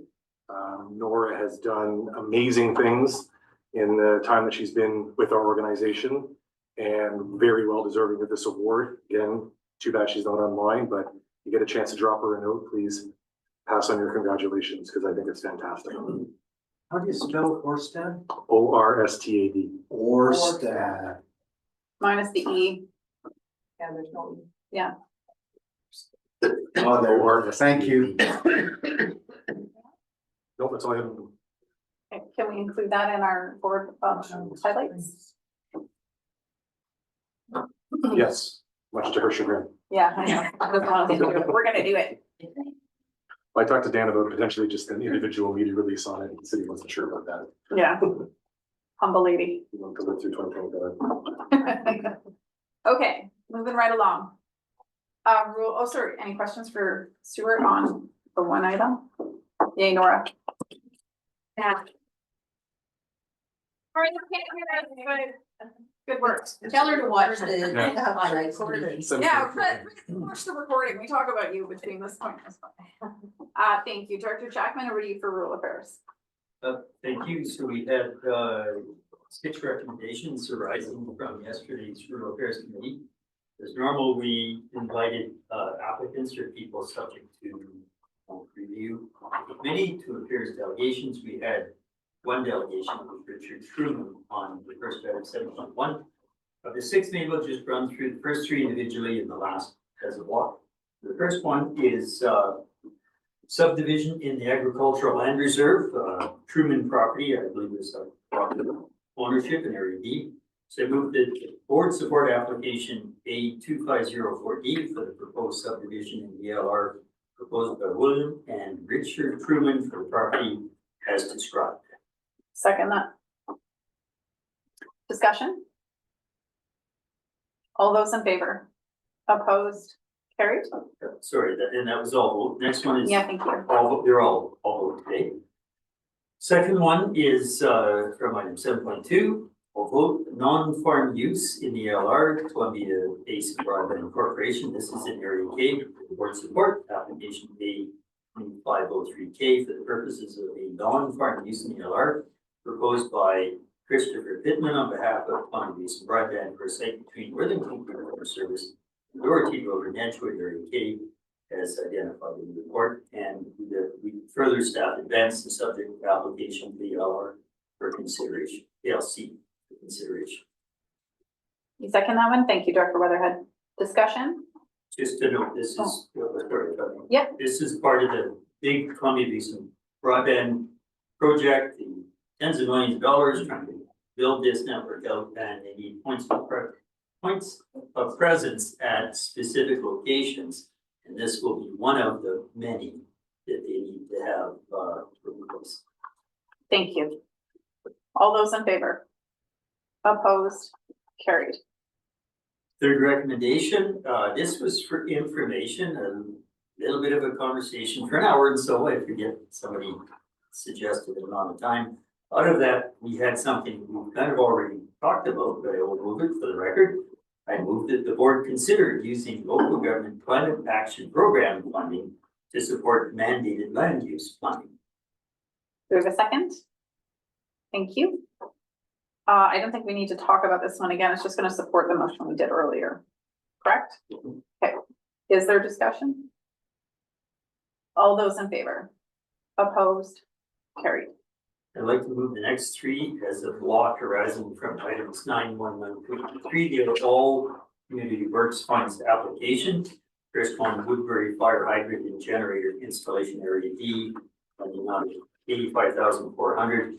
The second one is for the Balfour Fire Hall Standby Generator Project Area E with Community Works funding the amount of $15,000. And the third one is the New Hamel Water System Well Pump Replacement Area F. The Community Works component of that is $50,000. And there's also direction to staff to do other adjustments to the capital plan. Do we have a second? Was that a half a second, Newell, or? Well, I didn't wanna, It's on the floor. Okay. How kind of you. Discussion? All those in favor? Opposed? Carried. All right, director's motions. Director Graham, you have a motion. Go ahead. Thank you. I'd like to move the motion, and if I get a second, I'll say a couple things. I'll second it, Chair. Okay, there you go. Go ahead. Thank you. I just want to start by saying it seems to me like we go through our financial budgets and then we kind of put them aside until they come back up for review. So I just wanted to take 1 minute here to just slow down and for us to take a look at our all services budget, which is on page 22 of the adopted financial plan. And the reason I bring this forward is because our operating expense this year in 2025 has increased by $5.7 million. So that means that this operating expense is increasing over $475,000 a month. Our taxation has increased $3,214,000, which means our taxation for all of our areas, as we're sitting at this table, is going up over $267,000 a month. We have a population of 62,000 people between us. So this is a lot of money. I heard loud and clear at my public budget meeting that was primarily people from Area E, even though it was an Area E, Nelson and F meeting, that people are concerned about this amount of increase. I didn't see all the public meetings. I saw some of them, but the ones I did see, I heard the same thing. With the situation south of the border, most of the economic indicators are that we are headed to a recession. Our CPP increase for 2025 was 2.6%, but our overall increase at the RDCK was 7.6%. And I looked at our gross average increases over the past 8 years. They're almost 10%. Like that means that our operating expenses and just taxation, our taxation is gonna double in 10 years. So this is why I'm asking for this motion. And while I heard Amy in my head as I was writing it saying, we're already doing this. And the truth is, I don't know if we are already doing it, but I believe that the public wants to see us together as their elected officials and their directors to make this kind of direction to staff, that it's clear that this is what we want. So that I'm going to stop there, and this is why I'm bringing this forward. Thank you. I've got Hannah Graff and Mike. Hannah Graff? Okay, I'm gonna speak against it for a couple of reasons. And yeah, I think we are already doing it. When we come forward with motions of this nature, there's an inference that the staff isn't already doing the work that we require them to do and that they're not doing it in a thoughtful manner. And I find that objectionable. Also, when it comes to service enhancements and major capital investments, those decisions, whether to go forward with that or not, is done by us.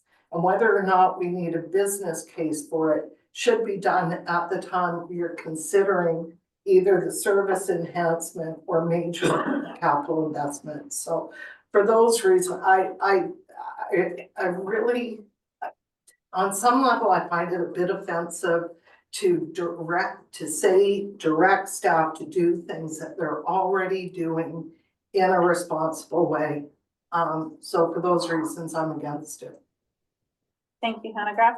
Director Fike, you're next on the list. Yeah, through the chair to Director Graham, thank you very much.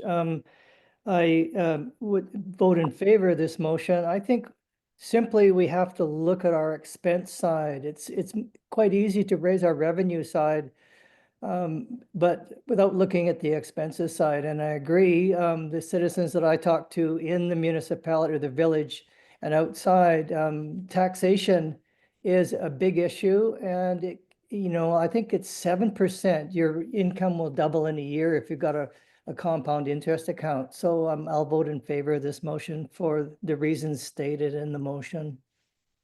Thank you. Paige, go ahead. I'm also gonna speak against the motion. I'm a little bit in the proverbial sense this is already being done. I think when we look at the systems efficiency study work that we've already embarked upon, there's governance review work on community services level. What we want to see is those opportunities to defragmentize where we're making multiple decisions, where we're pulling staff in multiple directions.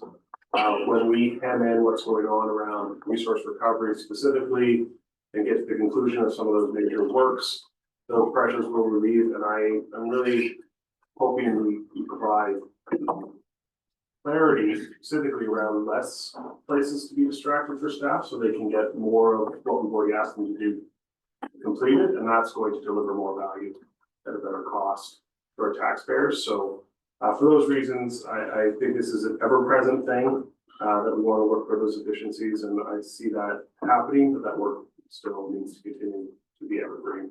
So I'm opposed to the motion. Thank you, Papa. Yeah, thank you, Chair. I basically am in support of this recommendation. The part that I struggle with is that it requires a business case for service enhancements or major capital investments. So I am undecided at this point. Thank you. Newell? Thank you.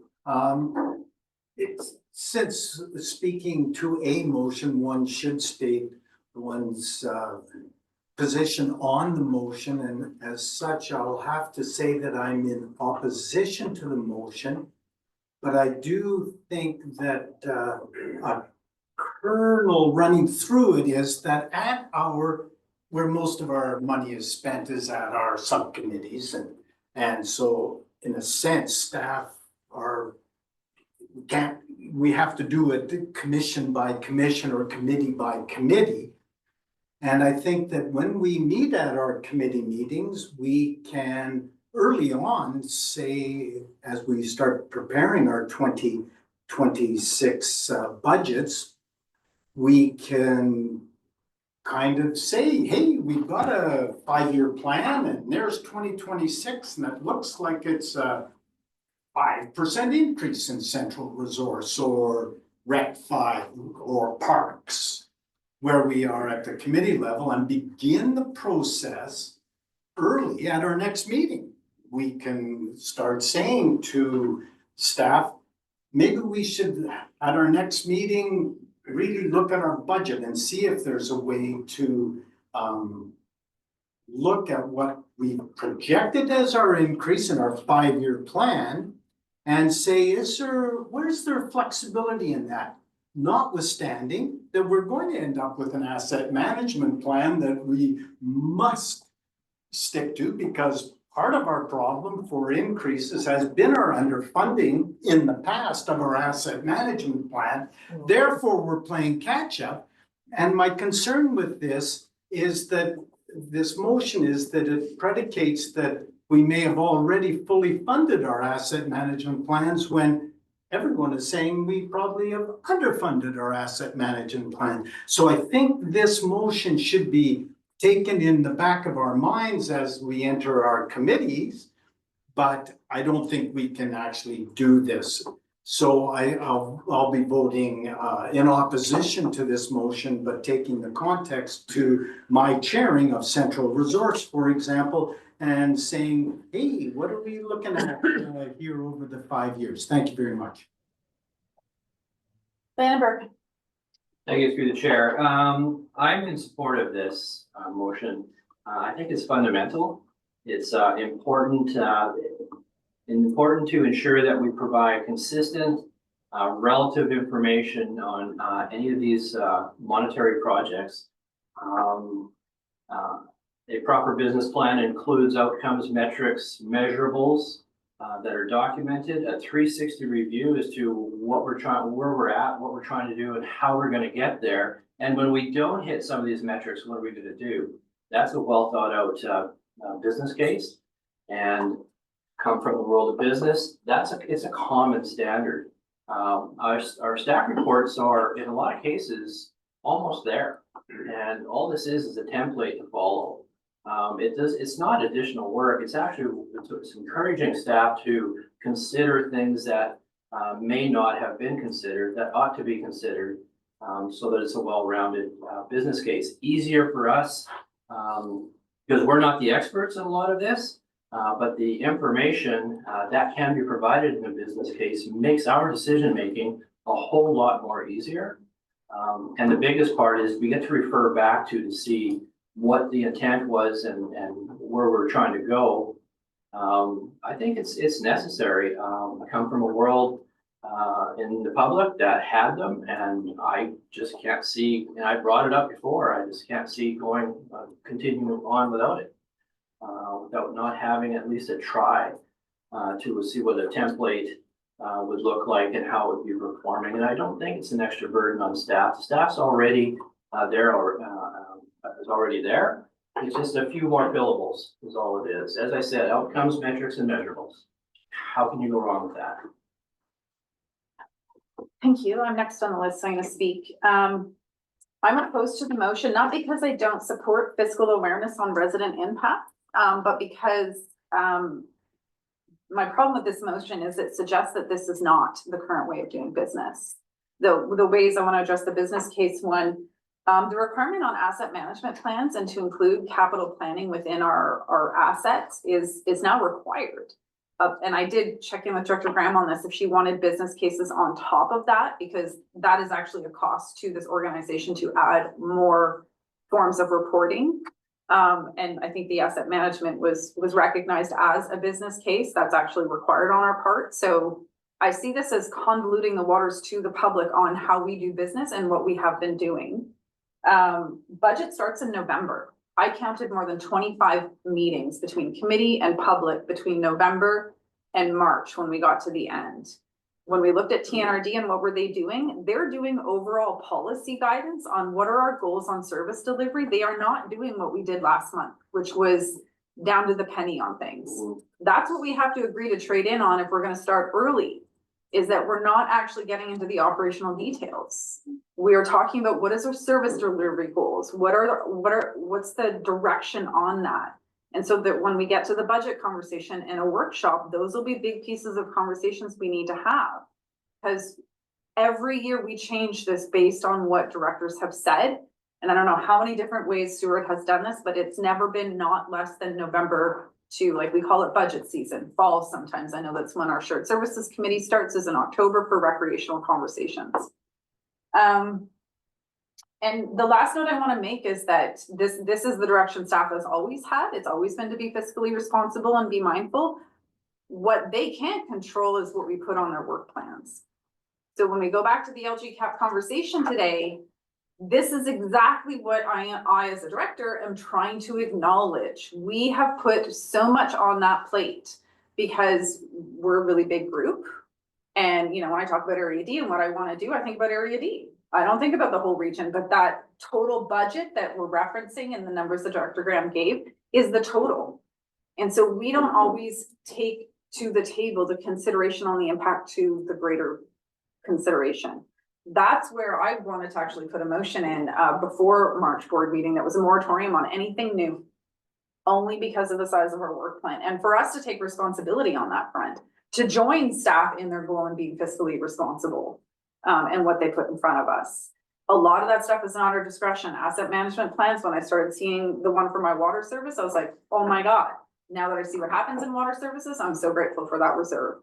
So there's these push and pulls, and our own ability to say, hold on, we already have a lot going on, let's rein it in, is something we have to take responsibility for. And I think we do. I think we're starting to get there. But for all the reasons of noting that this motion suggests this is not the way we do business, and that we would add another form of reporting and assessment to capital and asset management plans, which are very detailed and heavily metriced, I guess, to go back to your word, Director Vandenberg, I will be opposed to this motion. David Off.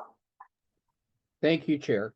So we're going through our school district 20 budget right now. They don't have the school districts don't have authority to tax, so they get the government allocates money, has a formula, and we are facing a shortfall in school district 20. And basically, we've been having a lot of meetings on what do we cut.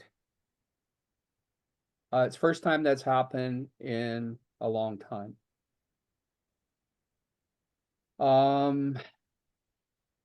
I've also been having difficult conversations with some of my constituents, and they asked me, well, couldn't you have cut taxes more in this this last budget round that we passed? And I says, yes, I could have, but I says, here's where I would cut. I says, I would have to cut in the fire service, emergency services, and I could have probably cut the tax in half. And then when we started talking about what the needs are in the fire service and what fire underwriter survey requirements, having to buy fire trucks when you don't really need them, and on and on and on, it was a really good conversation. After the conversation, I didn't have one person that I've spoken to about this tell me that the tax increase in the fire service wasn't necessary. So the key thing is that sometimes you need to do an exercise like Director Graham brought this motion, but for me, what it would look like, what if you pose a hypothetical question that if we had to cut taxes, for example, in Area I, by 10%, what would we eliminate? What service would go? What services would stay? And then are my constituents prepared for that reduction in a service level? Be it fire service, be it whatever. Which of the 18 services are we going to reduce services? And I think that type of exercise is useful, because then you really look at that scenario as a real life thing that we could do, saying, okay, our goal is to cut taxes by 10% next year in Area I. And then I would work to identify with whoever I had to work with to identify, okay, what are the possibilities? Where can we cut? And then take that to my constituents and say, here are where we can cut. Do you want this reduction? Do you want to eliminate this service that we have? I think that conversation is healthy. It's not unhealthy. So that's why I support the motion, and I thank Director Graham for bringing it here to us. I think that's kind of the intent of this exercise, is to look at that hypothetical and then share that with with our constituents. So that's why I'm in favor of the motion. Thank you, Chair. Hey, Stuart, you wanted to speak? Yeah, through the chair, it's interesting that Director Davidoff made that statement because I kind of disagree because I don't think that this motion speaks to service delivery discussions around budgeting. There's two ways to budget. The board can direct us to reduce service levels. Sorry, there's two ways to reduce budgets. The board can direct us to reduce service levels and come back and let us know what you have to cut and how much you're going to save. The second thing is to say, do exactly what you're doing, but do it for cheaper. And the way that we budgeted in March was do exactly what you're doing, but do it for cheaper. And that becomes a struggle for staff to do when we're trying to do things as cheaply as we already can. And that's what this motion does. This motion doesn't speak to talking about, let's take a look at service levels in recreation and resource recovery and building inspection or planning. Take a look at our turnaround times for applications. Take a look at turnaround times for building permits, how quickly we respond when we're doing an inspection. It doesn't talk about that. It says to do what we're doing, but do it for cheaper. So I think that what Director Davidoff was saying around service levels is a very good point, but I don't think that that's what this motion does. What the board wanted to have as part of the preparations for 2026 budgets, discussions around service levels and where the biggest dollars are, because the biggest dollars are in fire, recreation, and resource recovery. Those are where the big dollars are. All the services that were looked at in March and all the services where motions were put forward in March, if you add up all of those services for a taxpayer, you're at resource recovery. If you add them all up. And then you've got recreation and fire service being bigger portions of people's tax bills. So the big hits aren't on those services where everybody participates in. And that seems to be where we end up going February, March when things are in a pinch. It's about that service level on what are we providing for fire, recreation, resource recovery, because that's where the dollars are. That's where your budgeting and your direction to staff is going to make a bigger difference for the taxpayer. So those discussions, I think, are ones it seems like you want to start having around the table to say, okay, we're at a certain service level now that our constituents appear to disagree with, at least from a financial perspective. So how do we talk about what's reasonable from a financial perspective and what that service level looks like? Thank you. So I'm going to go to McLaren Co. and then we do have to move to in camera by 2 o'clock. So, and again, we'll have a budget workshop so we can really flesh this out then. I just want to remind directors of that. McLaren Co., go ahead. Thanks, Chair. I don't want to belabor the point. I think a lot of really good points have been made around the table. I'll just say kind of bullet points here. While I agree with the intention behind the motion, the work is already happening, and I speak in opposition because I think the motion as written has no material effect on the work that's being done by staff. There's no metrics attached to it. Explore opportunities doesn't mean anything to me. I think both staff and the board understand the direction to be fiscally responsible. I think they understood it prior to the motion, but I understand the exercise and saying it publicly. I think it also, and I think to me, the biggest point is the motion presupposes that it's the staff making the budget. We make the budget. The direction comes from us. If we want to stop providing services, then say so.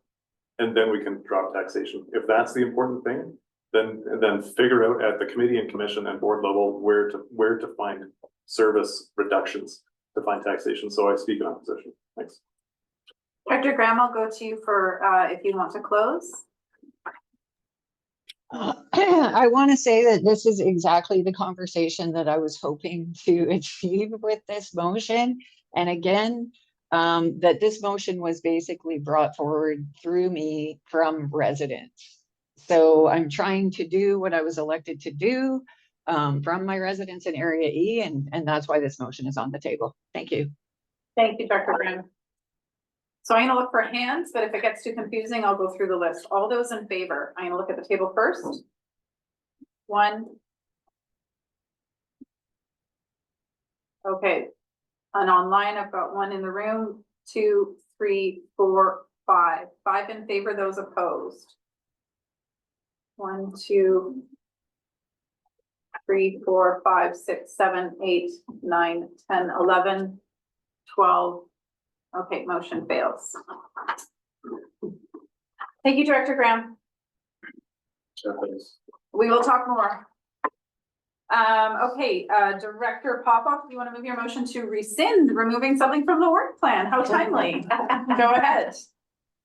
Thank you, Chair, and that's one of the reasons that I voted in favor of this. I am trying to do cost efficiencies by not expanding a service. But actually what happened was, it was an opportunity to get that land and the hall for free. That land was not in the ALR, an opportunity for housing. It was my intent, and possibly community food creation and gardens, stuff like that. But we waited too long, and they have successfully elected a new executive for the hall, and they are starting off new, and they're looking for me for funding to get them started. And I will provide funding for them. So it's a good result. You know, maybe waiting for too long kind of helped us rather than establishing a new service. Thank you. Okay. Can you move the motion? Oh, you want me to read the motion? Just say you Okay, move it. Just put it on the floor. Yeah, the resolution 80622 being that the board approve funds in the amount of a maximum of $10,000 from S106 Feasibility Service Reserve for a feasibility study, examining options for either a defined area contribution service or to establish a service for the acquisition and operations of the Winlaw Community Hall, be rescinded. Thank you. Thank you. Discussion? All those in favor? Opposed? Carried. McLaren Co. Thank you, Chair. I'll move the motion as written and speak to it if I get a second. I'll second it. I'll note that Angela already has a template, so this was late, but I worked out the details we needed, so it wasn't a big impact on staff. Do you want to speak to it? Yeah, super quickly. I appreciate the indulgence of the board for this late item. I am a punctual and organized person, but this came to me yesterday. So I appreciate it being considered as a late item. Very quickly, the Food and Basin Buyers Expo was hosted in the cusp last year, and by our community. It was a great event for local agriculture producers, the community, and we're just looking for a letter of support for a funding application to Destination BC. And being held in Nelson is where they'd like to do it this year. So I would humbly ask for the board's support for that letter. Any questions? May 5th was the deadline, so it did qualify as a late item. All those in favor? Opposed? Carried. All right, we're on the consent agenda. Any corrections needed on any of those items? On 9.1, looking around the room. Yes, Hewitt. So just a point, somebody had mentioned earlier that they had a correction to a set of minutes and you referred them to the current consent agenda. Or was that dealt with earlier? I see Slack and the minutes were in that item, so Okay. Yep, thank you. I was wrong on that one. Okay, good for the rest? Good stuff. Oh, please don't wave, Walter. I will not see you. Go ahead. Yeah, I didn't have an opportunity to get to the keyboard fast enough before you were going to move on to the next item. But what I'm looking at is a Slocan Valley Services Committee. And that basically, they're missing an addition there to review the economic development service in the Slocan Valley. That should be. Is it missing in the minutes? No, but as stated here. If it's in the minutes, it doesn't always mean that we noted in the agenda. As long as it's in the minutes, it's been captured. Yes, it is in the minutes, so it's been captured. Okay. Thank you. You're good. It just wasn't one of the cut and copy pieces on the agenda.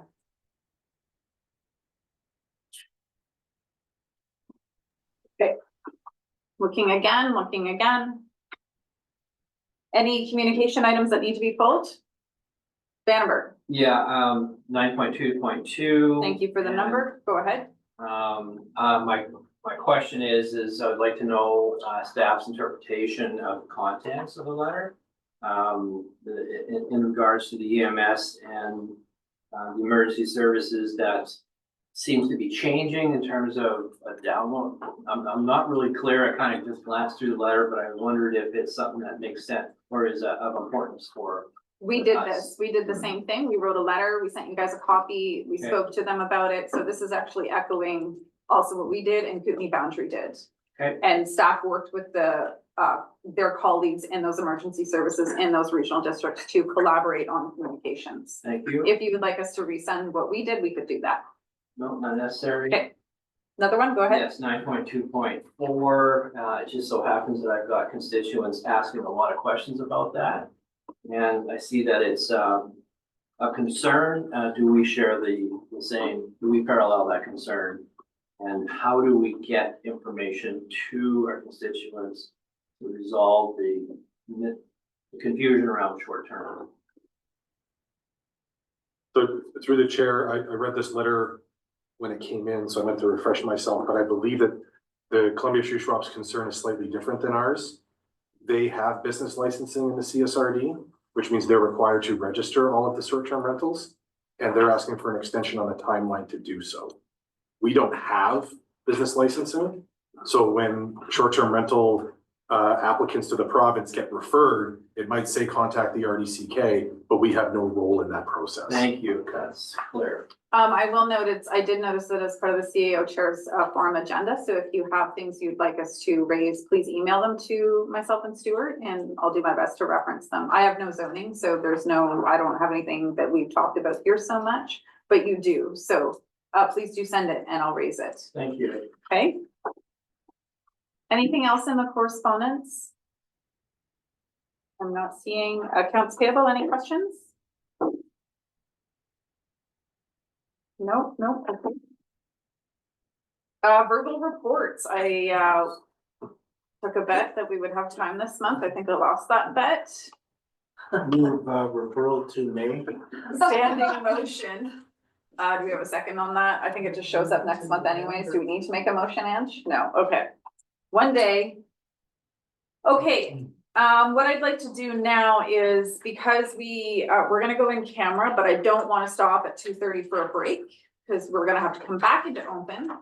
You postponed something to the end just before. It comes out after in camera. After, sorry. So that's my I just point, is remembered. that we're gonna have to go through in camera and not stop, and then we're coming back into open. So I'd like to propose we take our 10-minute afternoon break now, and when we come back, we will be in camera, okay? Everybody good online? Thank you very much. See you in 10.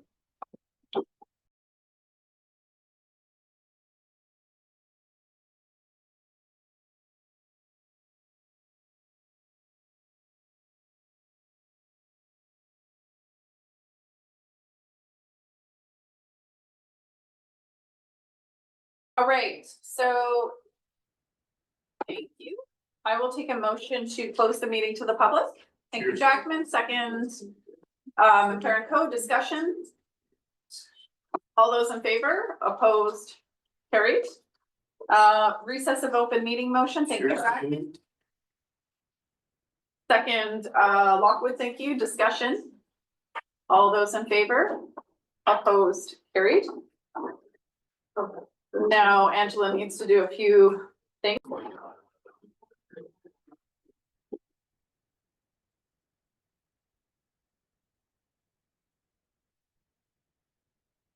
I believe the first one is the bylaw. Which bylaws first?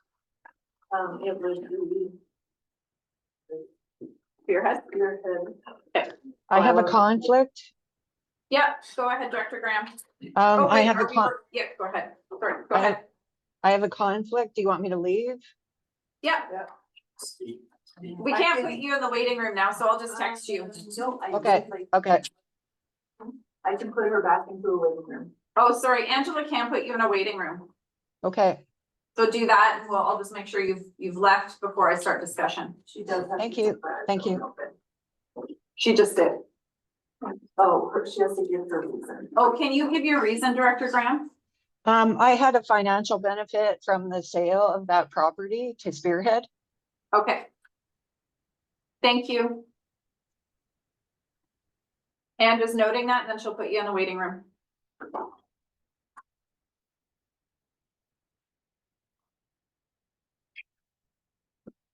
Okay, great. Can I have a motion to, it's lifting it from the floor, or? Yeah. Motion to lift item 5.4. Thank you, second. Postpone. Depostpone. All those in favor? Opposed, carried. So thanks, finance team. We're actually not on your item yet, but you're welcome to stay there. Just stay there. It's fine. Okay, 5.4, Director Newell, this is. I'll move both of them as a block. Can we do that as a block? If not, I'll move the first one. Because you're not named in the second one. Yeah, because it's Director Jackman. I thought I could, but maybe I can. I think we can do it as a block. All right, thank you. And can we do that?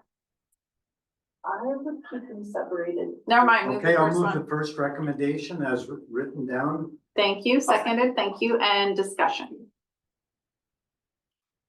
Any questions? The report were really outlined, the additional items and why we're going back to public hearing. Looking online. Thank you. All those in favor? Opposed? Carried. I'll move the second recommendation that as Director Jackman is being delegated the authority to chair the public hearing. Thank you. Seconded, Hanegraaff. Discussion. Thank you. All those in favor? Opposed? Carried. All right. Now I will take a motion to postpone the audited. Thanks, Zach. Thank you, Zach. Thanks, Zach. Nope. No, I'm just gonna let Cheryl. back in, so. One. Well, because Ben Hall is here, I think I'm get back in. Yeah, observers on. Yeah, no, it was unlocked and they just all showed up. They were all in the waiting room. Thank you, Director Graham. I see you back there. Joe's back. Okay, a motion to lift from the floor item 6.3.2. Thank you. Second. Thank you, Tierney. Discussion. All those in favor? Opposed? Carried. So audited financial statements. Do we have a present, Mario? I just saw you. There you are. Hi there. Over to you. Hello. Good. Thank you. Thank you for having me here in the open meeting. And as mentioned, we're here to present the audited financial statements for the Regional District of Central Kootenay for the year ended December 31st, 2024. Included in your agenda package is the full copy of the financial statements. However, for ease of presenting, I do have a PowerPoint that I will run through that highlights the key items from the statements.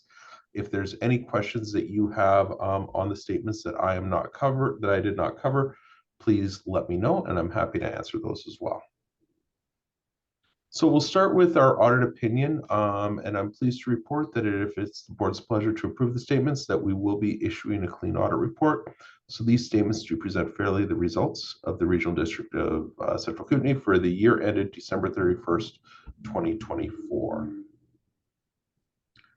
And so we'll start on our statement of financial position. So a snapshot of all of your assets and liabilities at the end of the year. And what we've seen this year in many communities and regional districts is there's been an increase in the financial assets. And this year, your financial assets, so the cash you have or cash that will be coming in, increased from $81.8 million to $89.1 million.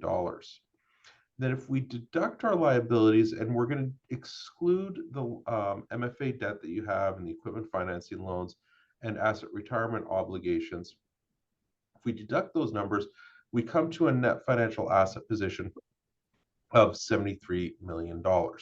And so that number, less what is owed as part of the $16 million of member municipality debt that is shown as part of your debt on these statements, that is what you have to fund future capital projects and you have in reserves. Now I've left your long-term debt with MFA and asset retirement obligations out because if we deduct those and we come to a net debt number, and it shows that you're in a deficit of $9.9 million in your financial position. But that assumes that you are going to settle and remediate all of your asset retirement obligations, including landfills that are going to be closed until 2083, or and you're going to settle all the long-term debt that is going to be paid over the next 20 years. So that's why we want to look at the number excluding your long-term liabilities and just understand the difference between the two, because on the surface it shows you in a deficit position, and that's not truly the case. And we do see, though, that our net financial asset position did increase from $68.9 million to $73.6 million. And as we talk about the surplus, I'll get into why that has increased and why that's a common theme this year as well. Also, just wanted to highlight your tangible capital assets. This is all your capital projects and equipment that you've spent over the years, is sitting at $125 million, which you did have a capital spend of $9 million this year. So your change is your total capital spend of $9 million less depreciation of $7 million. Now, when we move over and we look at your total revenues and expenses for the year, I just wanted to show a couple of slides on that. Sorry, just my notes over here, I'm having an issue with them. So your total revenues did come in this year slightly favorable to budget at 76.9 million versus a budget of $70.9 million. And last year we were at 73.3 million. There's a couple of reasons why you came in favorable to budget. The one item to highlight here is that your cost recovery was budgeted at about $500,000, came in north of $3 million. And you know, those ones are very difficult to budget because that's going to be items that come up throughout the year where you're providing services to others, where you're getting reimbursed, and it's typically an in and out. So it's not that you had that extra revenue there. The other item is your interest came in favorable to budget, but the reason why your interest is favorable to budget is that when you budget, there's interest in your budget bylaw that goes direct to your capital reserves and to your general operating reserves, and so it doesn't really show as revenue in your budget. But on the financial statements, we do have to show it as revenue before it gets moved to the reserve funds. So that's why we're seeing that variance there. If it wasn't for those two items, you would have been very close to your budget, so no real concerns there. This next slide just kind of shows a breakdown of where all that, when we talk about that $70 million in revenues, where it all gets broken out to, and you can see taxation does of course play a major part of that.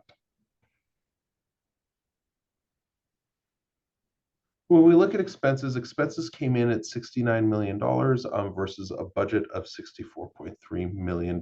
So on the surface, it would look like you were unfavorable to budget. But it's important to remember that included in your actual expenses, but not in your budget, is depreciation of $7 million. Depreciation represents what you've historically, or represents the estimated use of all of your buildings, all of your equipment, but isn't really a cash item. So it doesn't go into your budget bylaw, but it does show up in your actuals as required by public sector accounting standards. So if we back that out, we would have seen that we would have actually had a favorable to budget variance on our expenses where we did come in under budget. And if we bring it all together, your revenues and expenses, we end up with an annual surplus for accounting purposes of $7.6 million versus a budgeted surplus of $6.6 million. And this slide now takes us through how we get from the accounting surplus and back to what you actually budgeted as part of your budgeted bylaw. And so if we take our annual surplus of $7.5 million and deduct that $9 million of capital spend that we had this year, which shows up as an asset on the statements, not as an expense like it does in the budget bylaw, add back depreciation, we end up with a surplus before transfers of $5.6 million versus a budgeted deficit of $14.5 million. Now, the reason why you budgeted a deficit of $14.5 million is because the planned capital spend was $21 million, but we came in at $9 million. Now, that $14 million would have been funded by the borrowing of $8.2 million and transfers from reserves of nearly $9 million.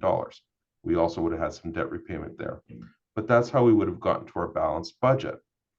Now, because our surplus came in fairly close to budget before our capital projects, you can see we ended up with the surplus of $5.6 million.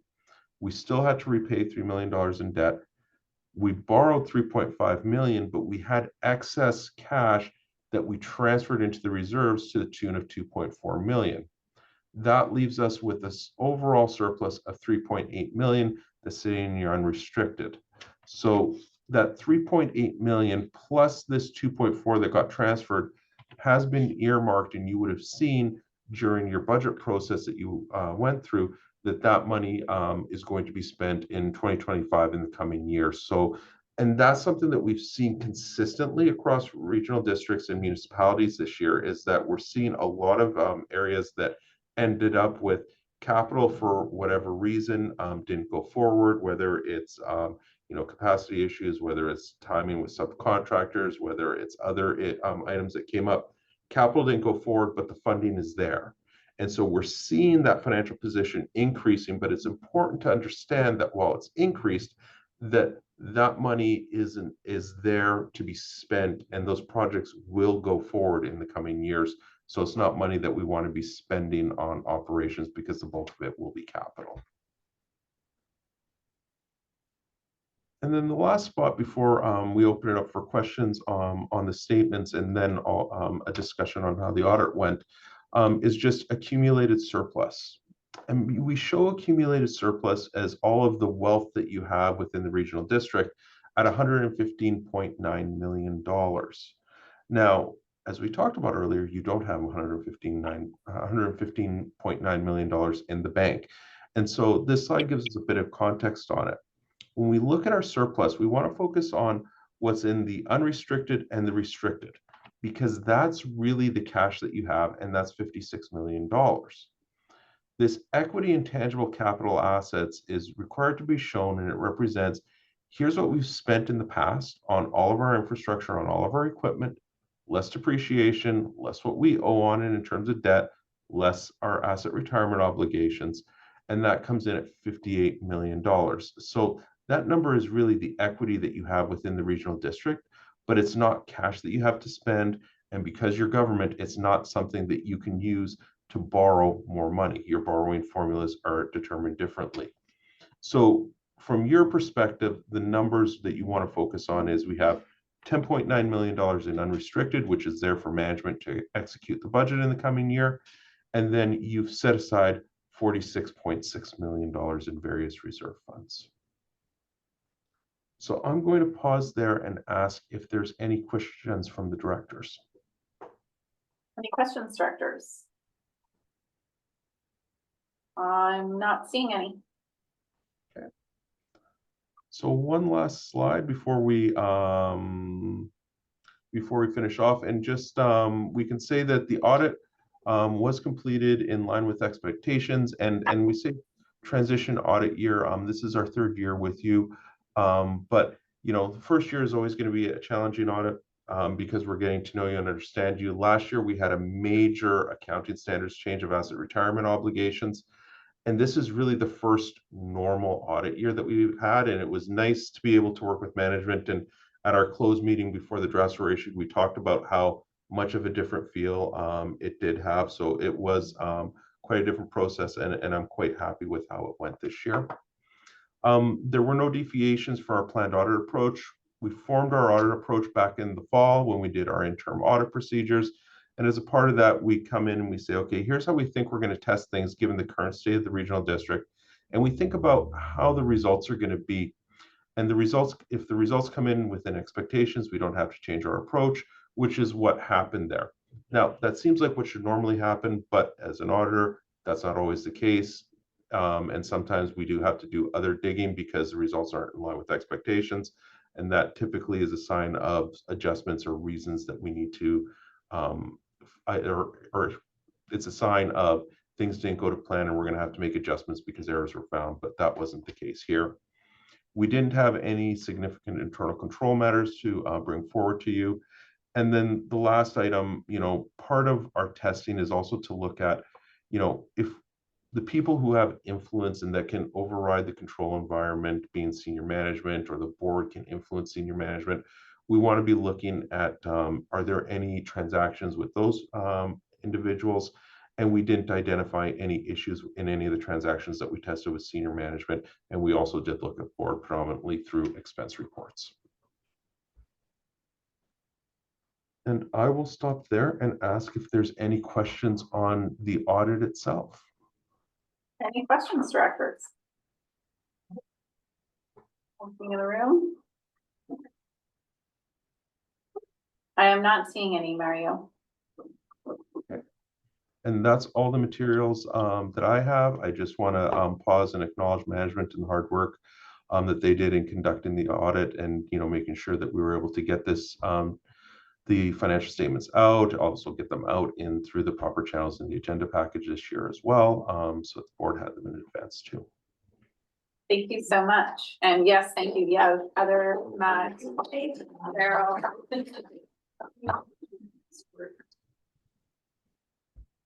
Anything from staff that you want to add to that, or you don't have to, but it's a big process, so. Yeah, no, through the chair, I'll just echo Mario's comments about the all the work and effort put in by the finance team, Heather, Matthew, and Daryl, and the rest of the finance team. That's something we don't get to see, but it's a huge effort to get this done and do budget and do tax rolls all at the same time.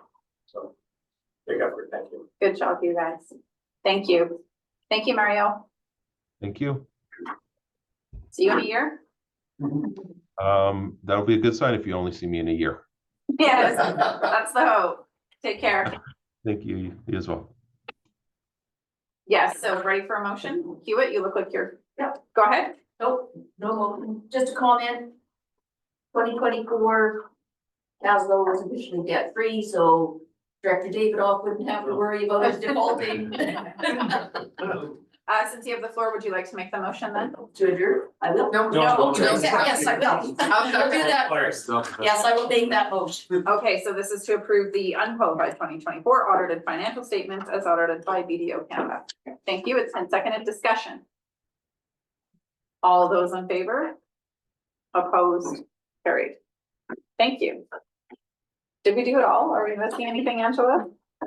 It's a verbal report. Oh. Move adjourned.